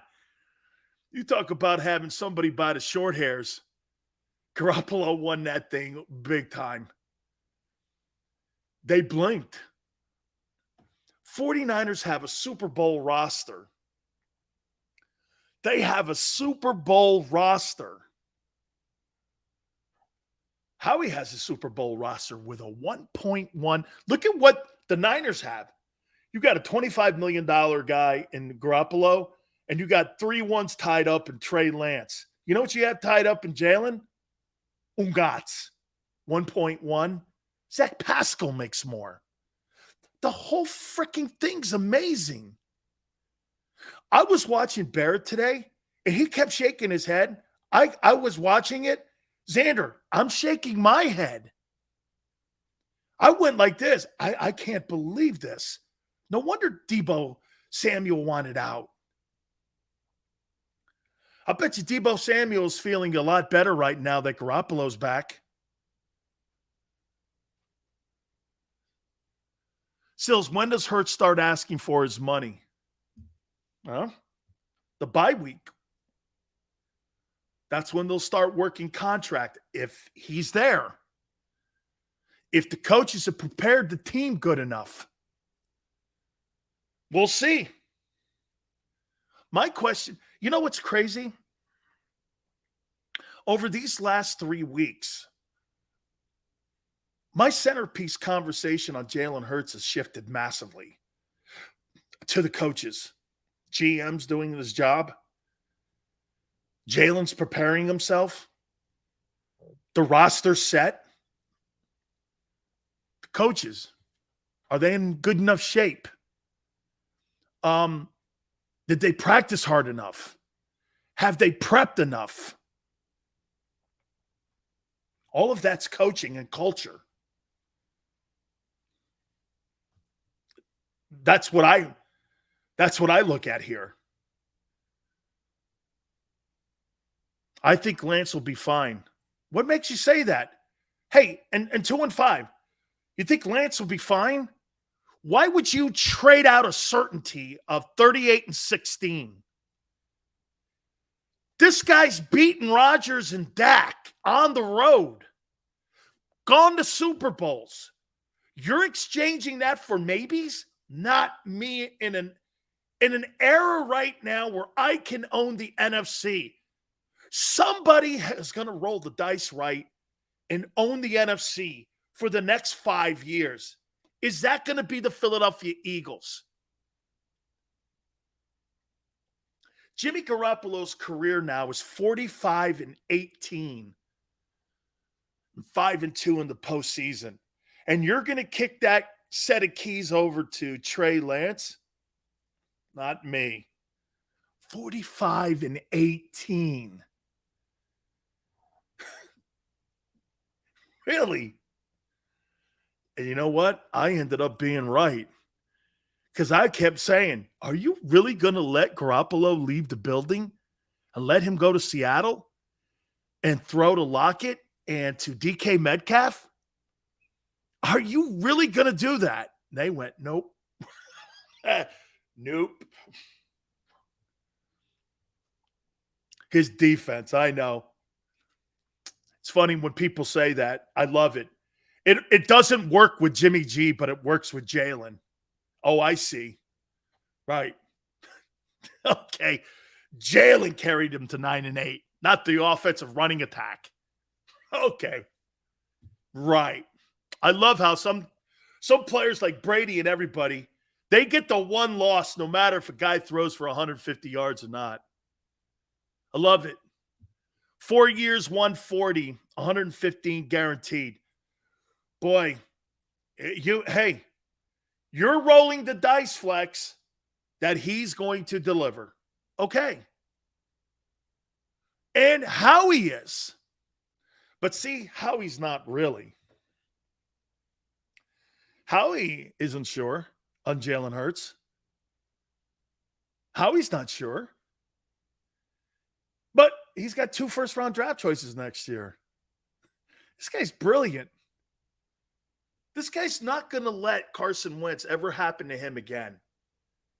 He's never going to let anything like that happen again. This guy's going to always hedge his bets. And maybe as a general manager, that's smart business. Okay? Maybe that's smart business. Why not? Why not give him the benefit of doing it? And by the way, why not go like this? You know, because I heard D. Gunn say, well, they've pushed all their chips in. Not really.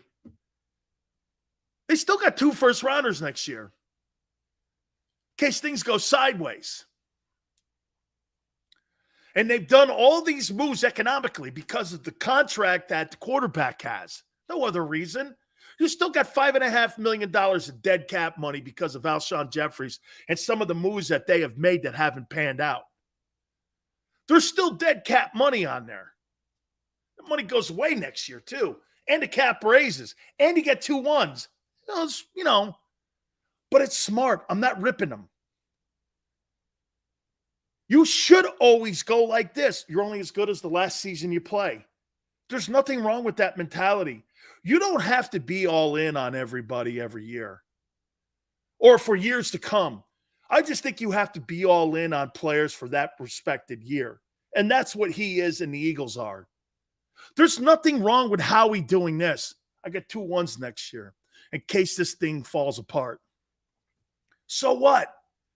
A GM should have that. A head coach shouldn't. You know, this is the pros. Things change. Things change. So it's, hey, you know, it's funny. It's like, well, Howie doesn't really believe. That's a GM's job to be prepared for failure and to look at the future of the team 3 years from now. When did it become a point to rip a general manager for having multiple draft choices and you still have question marks on your quarterback? You're not quite sure, but you have that out there. It's okay, in my opinion. I think that's fine. Perfect deal. Look, man, hey, Jeff, thank you very much for the likes. I really appreciate it. You guys are awesome, man. Thank you again. You guys have been awesome today. Okay? Ryan says, Sills, you still going to have TVD on the show in the bye week? No, you guys don't want him. You're set. He's going to New York with the Giants. Okay? He's going to New York. Not sure how Hurts will look this season, but he succeeds as a passer. He'll be a top 10 quarterback in the NFL. Wow. Man, is that just – let's win the games. Let's win the games. And by the way, what you should be doing today is talking more about your GM than Hurts. Okay? Hurts is part of this entire equation here. But what your GM has done by putting that 53-man roster together and how well he's done addressing it, this is Howie Roseman Day. This is Howie Roulette. Totally. This is Howie Roulette. Stoutland needs a raise. Jeff Stoutland is amazing in what he's done. Kanjo says this is Howie season. Hey, maybe we should get those hats made. This is Howie season. Who's better, Jimmy or Cousins? Well, it's two different quarterbacks. One wins more than the other, and the other throws more yardage than the other. Pretty simple. I think Cousins has a winning record in Minnesota. It's just not enough. But one guy throws for a ton of yards. The other guy wins a ton. Actually, Garoppolo plays a lot like Brady does. One game you may need 150 yards. One game you may need 350 yards. The problem with Garoppolo, though, versus Brady, Garoppolo is going to throw it to the other guy somewhere in the game, at least twice. Brady's not going to do that. Okay? That's what makes Jimmy G not elite. And Cousins, what makes him not elite is that he doesn't win the significant games. And this is where I am with your quarterback. Your quarterback has to beat significant teams. You've got to beat teams that matter. And for you to get $40 million, beating the Bears and beating the Giants and beating the Jets is not going to cut it for me. That's not elite. Beating the Packers, beating the Cowboys, beating Minnesota, beating the Titans, last year's last year's number one seed. That is, to me, significant ball games. You don't have to throw for 7 touchdowns in a game to be elite. You have to beat Patrick Mahomes to be elite, or Josh Allen. That's elite. When Brady goes into Kansas City and takes out Mahomes, that's iconic. That's iconic. When you go into a guy's place and beat them in their building and beat a guy like Mahomes, that's iconic. Beating the Bears and Justin Fields, who I said it yesterday, he's had a good preseason. That, to me, is when you start looking at quarterbacks different. You see, if Jalen, it's funny, Xander said this to me. What if he throws for 400 yards against, the Lions? And we're talking, throws for 400 yards against the Lions. Great. Great. It's a great start. It doesn't do much for me. Okay? Throw for 400 yards versus Cousins or Dak. Now we're talking.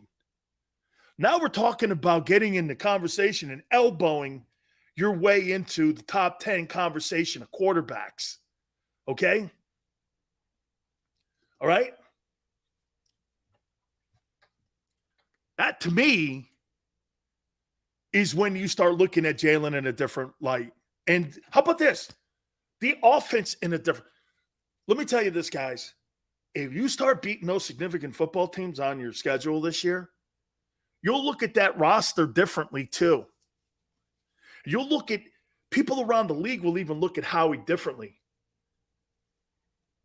Right now, Howie Roseman, if this thing plays out, it's going to be the executive of the year. You beat Rodgers? Shit. Now we're talking about a whole different level of how you see Jalen Hurts. Okay? Hey, Joe Burrow, Joe Burrow taking the shitty Bengals to the Super Bowl and you're a quarter away from winning it is iconic.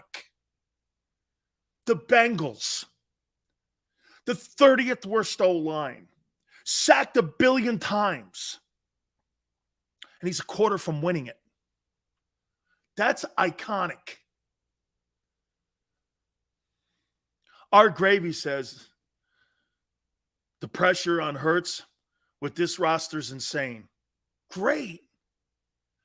Dude, he wasn't going to make $40 million a year going 9-8. For Jalen Hurts to get his money, the expectations should be over the top because that's a king's ransom. Dude, if the Eagles are going to pay this guy his money, he's got to be spectacular this year. He can't be common. Actually, you know what? Hey, not only is the roster, But you spent 100. Look at what this whole thing has been, what Howie did this year. This is where Barrett's right. You not only rebuilt the roster, you spent $100 freaking million on a guy. The pressure on Hurts? Shit. The pressure on that entire locker room. Coaches on down. I'm trying to think of another place. And get this, pressure in San Francisco has been taken off Lance because he'll just go to Garoppolo. But this is the same kind of pressure that's on people like Brady and Rodgers. Expect this. It's a good thing. Hey, look at the shit Bruce Arians got last year for not winning the Super Bowl with Brady. And he had just come off of winning it. Look at the shit that Mike McCarthy's under. First question in training camp. How's it feel to be on the hot seat, Mike? Jesus Christ, he didn't even ask me about my roster. You didn't even ask me about being in Oxnard. How's the weather? You didn't even give the guy a kiss on the cheek. How's it feel to be on the hot seat, Mike? Good teams have pressure like this. This is a good thing. A lot better than being 4-11-1, isn't it?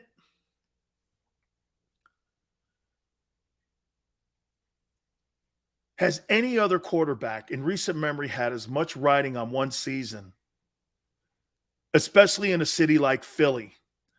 It's a great call. I'm trying to think. Dak. Prescott. Prescott got $75 million last year. Dak was on those one-year contracts working with Jerry because Jerry didn't want to pay. Jerry ended up having to shell out more money than he wanted to. I could guarantee you that. Okay? Yeah, but McNabb wasn't playing for King's ransom here. Lamar could be under some big pressure.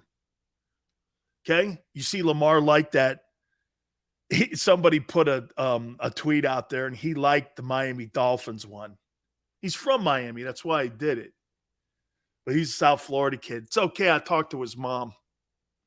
Hey, don't worry. Big Sills is working behind the scenes too. Okay? Big Sills is working behind the scenes. I talked to Lamar's mom this morning. We'll see what happens. See what the Baltimore Ravens do. You know what she said, Xander? She went like this. Why are you starting shit? I saw it on Twitter. I said, I'm nice. She goes, I saw you go and tweet at Lamar Thomas. Lamar Thomas recruited him for Louisville, and Lamar's one of my guys from Miami. And he's the legendary Hurricane, played a bunch of years in the NFL, and he's one of my guys. And he's like, the mom goes, why you start what now, Dad? Why are you always starting shit? And I'm like, God, man, everybody's got that distinction on me. I'm always starting trouble, it seems. She's like this. They don't want him in Philly. And I said, man, I don't know. She goes, oh, okay, Xander. Truth is truth. Okay. Hey. She goes, do you think they'd give him a fully guaranteed contract? And I said this, no, I do not. She goes, well, they're out. And I go, wait a minute. That's just my opinion. Okay, I do not believe the Eagles would give anybody a $230 million fully guaranteed contract. I do not believe that, even for Lamar Jackson. I do not believe that. Showtime goes, because you're a big stirrer, Sills. No extension. No, not for CJ. He put him on a prove-it deal. Fully guaranteed. No way would they do it. Is this team automatic Super Bowl contender with Lamar? Stop. Please stop. Okay? Please. Lamar would become an even better Stop. Lamar's mom's been watching Jerry Maguire. Hey, she's a great lady, man. I love her. She's a great lady. People are talking shit on the family because they want to keep it in-house. And plus, you know what he's doing? He's giving his mom the 10% of the contract and the commission so she can live happily for the rest of her life too. So come on, man. It's all good. You could do it. You could do your contract any way you see fit, man. I'm just a helper. You know, I help Mario on some teams, on scheduling some teams and such. I'm just a helper. I try to help her. Lamar is limited. Speed gets him out of trouble. He did lead the NFL in touchdown passes. Okay? Stop it. All right. That's a good idea. All right. I want to go around the NFL. There's some NFL news, too. I got some NFL news in my hand here. We're going to hit on all that. Guys, do me a favor. You guys have been spectacular today. We really love what you guys have done. Thank you so much. Please hit the like button. Keep it here on the National Football Show.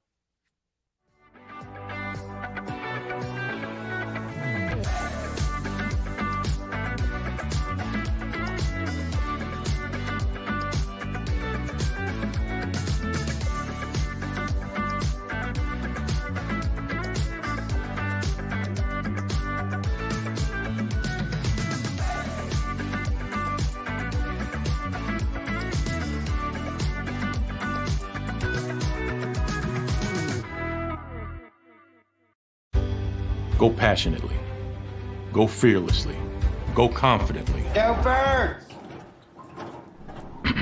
Go confidently towards your goals with First Trust, Philly's hometown bank for nearly 90 years, and the official bank of the Philadelphia Eagles. We're focused on getting you over the goal line.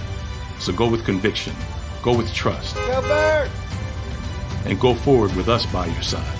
First Trust Bank, the official bank of Philadelphia dreams. Oh, and go Birds.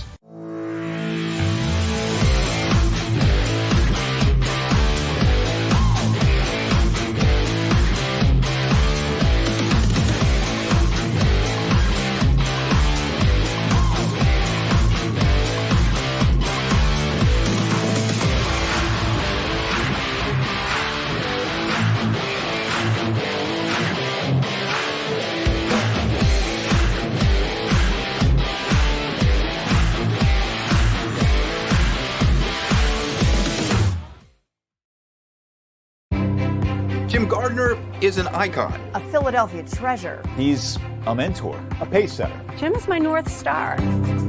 He's trusted, revered, appreciated. He is Action News. He's compassionate, honest, and fair. He is extremely dedicated, motivated, and always seeking the truth. He's also funny. We are a team of many. Jim Gardner is our leader, and we're lucky to have him. At Stateside Vodka, every new customer gets the world's best rocks glass, free.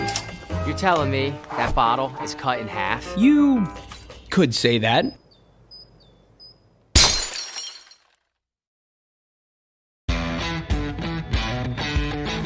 Go for the pulls and the pools. Go for the oohs and the ahs. Go for the bubbles and the bubbly. Go for the story and the stories. Go for the win. Go to Ocean Casino Resort. Book your trip at theoceanac.com.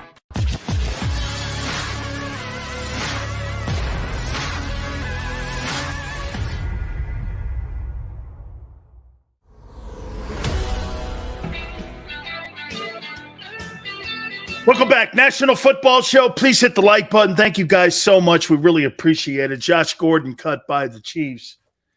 Man, I'll tell you what. You talk about a player putting his career up in smoke, and I mean that term gently.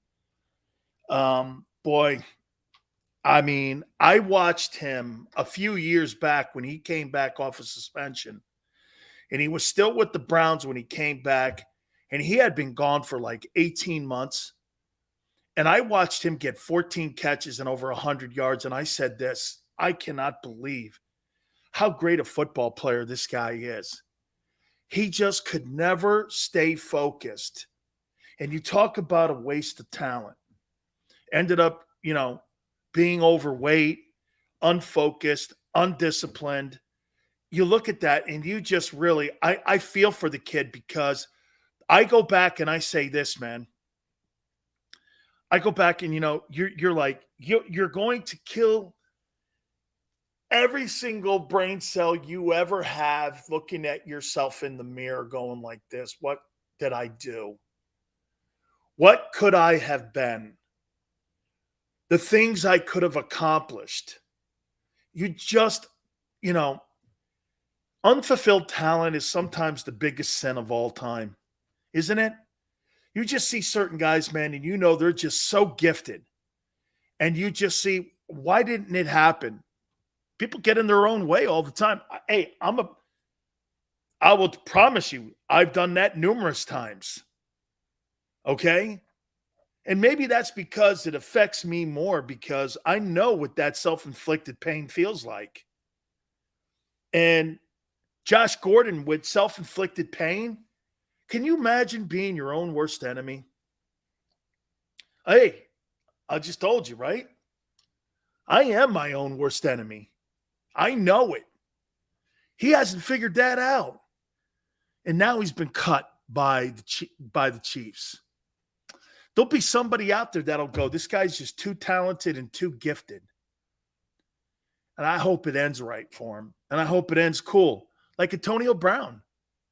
You know what, man? As a human being, you hope people's lives end up in a good light, and that you have God behind you and guiding you. Because if the dollar bill's guiding you, you're destined for disaster. If you have God behind you, you'll always have the right path and the righteous path. Because that's the only person you can lean on besides your family. You can't rely on your bank account or your possessions. And I feel for these guys. Today's a tough day. I've been through this day. And these days have been brutal. Let me give you just some of my examples of being cut on a day like this. So here, and listen how it ended for me. And by the way,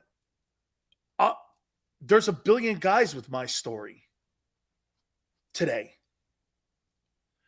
I'm one of the highest draft choices, okay, on the team. Ray Perkins calls me in. You know what he tells me? You're your worst enemy, man. You're just your worst enemy. He goes, this is not a thing on talent. You left the team. You left it for 3 days. And you thought we were going to keep you? This is self-inflicted, Dan. Boom. Fired. I get to Dallas. Jimmy Johnson cuts me. I didn't talk to Jimmy for 10 years. 10. May have been 15 years. He had to reach out to me. And he kind of apologized. But then he said, I told you to take a dive in the Eagle game, and you wouldn't do it. We were going to put you on IR. I would have won 3 Super Bowls. But you didn't want to do it because you're too hard-headed. It's true. They were going to put me on IR because that hurt my calf and all this shit. Self-inflicted. Detroit, Ron Hughes, Kevin Colbert, all those great people were up there with Wayne Fontes. Wayne Fontes, I'll tell you what, and I think I told some of you the story before. They all said this, Lamar Leachman, who coached Lawrence Taylor and Jim Burton, all them guys on that great Giant team. He went in there and said, I want to keep Sileo and Jerry Ball. And he goes in there and he goes, go talk to Wayne Fontes. Fontes looked at me and said, I'm sticking with Lawrence. 14 years later, we're at a Buccaneer alumni, and Wayne Fontes looks at my wife and goes like this. One of the bigger mistakes I made was letting Dan go. As soon as that guy got up out of his chair, you know what my wife said? Fuck that guy. I know he heard it. Rich McKay was there, and we all went like this. And I was like, man. So these guys that are going through this today, some of it is talent, some of it is other stuff. Some of it is just, you have no control over it. I had control over all of it. Man. And then I scraped together a 7-year pro career because I had to play in other leagues because I'd worn my welcome out in other places. A lot of guys, hey, my story's not uncommon. Barrett will tell you there's 1,000 guys like Dan Sileo. Okay? It's what it is. So these days like this, and you look at Josh Gordon, you go, damn, dog. Shit, this guy's great. Sometimes greatness doesn't matter. I blame the you, Sills. It was one heck of a ride, Trader Chris. It's a good point. Good way to look at it that way with the glass half full. That's a really great way to do it. You're right. Hell of a ride. That's right, man. That's right. Will he come back, Sills? I don't think so, man. I just think that it's now you're just past it now. You know what I mean? You're just past it now with him. God, Josh Gordon was one of the best players in the league.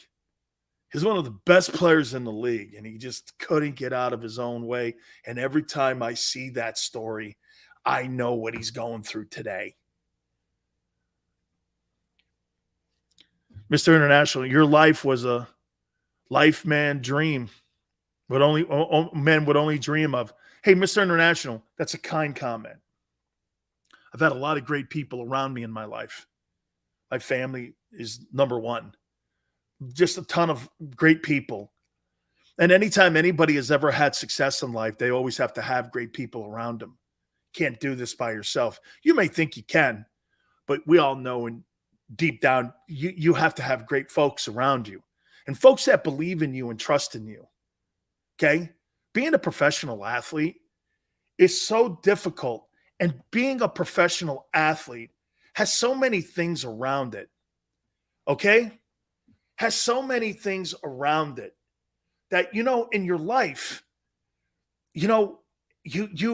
that's why athletes are so centered and self-centered. Because it's not that they're bragging. You know what it's about? I've got to be in shape. I've got to be this. I've got to be on time. I've got to study. I've got to do this. You don't have time for anybody. You put your family on the shelf. Look at Tom Brady. Brady had to take an 11-day respite from his profession that he loves. And you know what he probably had to do to Giselle? He probably had to prove it to Giselle that the family means more than Brady's career right now at this stage in his life. Brady is trying to break away and divorce football. Divorcing that woman is the toughest thing you can ever do. Ask Barrett one time. Hey, family, but divorcing football? Wow. It's your first and true love. And leaving that thing is so hard because you know why? It's a forced divorce. For many of us, they force the divorce. They come to you and say, we're leaving you. You can no longer be with us. That's what makes it hard. All divorces are hard, but when you have to get away from the thing you love the most in life, I love football. I loved playing it. I love being around the fellas. I love competing. I love standing out in the crowd. I loved all that. And when it's gone, nothing replaces it. Nothing. Yeah, I stay involved in sports through this, and I have for 30 years because of my love for sports and competing and competition. When that Turk knocks on the door today, and some of those guys' dreams are gone. Hey, and you know what I love today, though? Back in my time, it was 47 players. And 47 guys made 28 teams. There weren't 32 teams back then. We had 47 guys. Today, 53 plus 16. You got 70 guys almost making teams. And I'm happy for the guys. I'm not, oh man, get off my lawn going, oh, it is easier today to make a team, but that's a good thing. That means there's more jobs for players to keep their dream alive. I don't begrudge any of that or the money. You know, I made more money than my uncle made, and he played 14 years. Okay? So today's a tough day for many folks. Dreams are ended. And get this. And then what happens is you have to make that transition into life that many of you have been doing your whole life. Do you know the folks that watch our show and watch our channel, you guys are absolutely reality in life. I've lived a fantasy life. You guys get up off your ass every day, go to work, put food on the table. Okay? You know, tough transition. And some of you are going, Dan, I feel sorry for that. I get it. I'm not saying you should. I'm just telling you that, you know, making that transition and leaving the sport and leaving the thing you love the most is one of the hardest things you can ever know. Hard. And here, and to circle back, what a day. Started out with improving your football team. And let's do this. The Philadelphia Eagles and all of the hard work that they have done this offseason have constructed the best roster in the NFC as of August 30th. This thing started the last minute of the Buccaneer-Eagle game. Think about that team and this team and where you are today. Think about that. And how much you've raised expectations.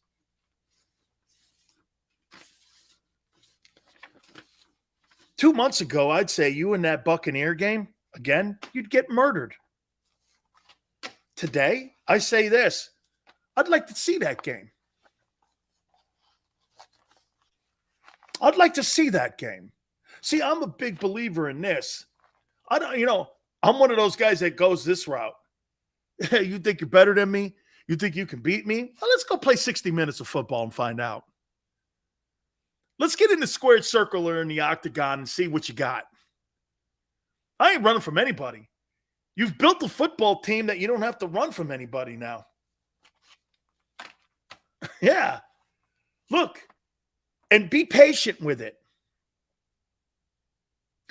Let me tell you, be patient. You're not going to start the season one of the top 3 teams in the NFC. You're not. But be patient, because by the end of the year, you might be the best team in the NFC. We see this happen all the time. Teams all of a sudden, they start going past other teams. Injuries, performance play, guys not playing well. Hey, Dak Prescott's got a ton of pressure on his ass to play good this year. Because I'll tell you this, if Dak don't play well this year, if I'm Jerry Jones, I got buyer's remorse. I may have it already. Okay? Fly goes, I'll go against you in the Oklahoma drill. I don't know why they always picked me, Fly. But I always had to do the Oklahoma drill. High school, college, and in the pros. They always picked me to go against someone. I won that bitch too every time I was in it. I never lost that drill. I actually like that drill. I don't like the Oklahoma drill with the fullback in it. I like the running back, offensive lineman, and D lineman, and I get to throw the guy, make a play. I don't like the fullback in it, but, that's an old school way of doing it. So, hey, by the way, tomorrow, Chris Landry from Landry Football, we're going to talk about your roster with a former NFL scout. And Chris Landry will join us, and we'll get his spin on what he thinks. A professional scout will look at the Philadelphia Eagle entire roster objectively and give us his take on it, okay? And we'll go right down positions, defensive ends, defensive tackles, offensive line, and we'll ask Chris Landry, okay? Appreciate everybody. What a great day here on JAKIB Sports. And it was, I think, an important day because it was a positive day on team building. Kudos to Howie Roseman and the Eagles on what they've done this offseason because they built themselves an opportunity to win a Super Bowl again. Hit the like button. We appreciate it. Xander, great stuff. We'll catch you tomorrow going 3 to 6 Eastern, and we'll see you on the flip side.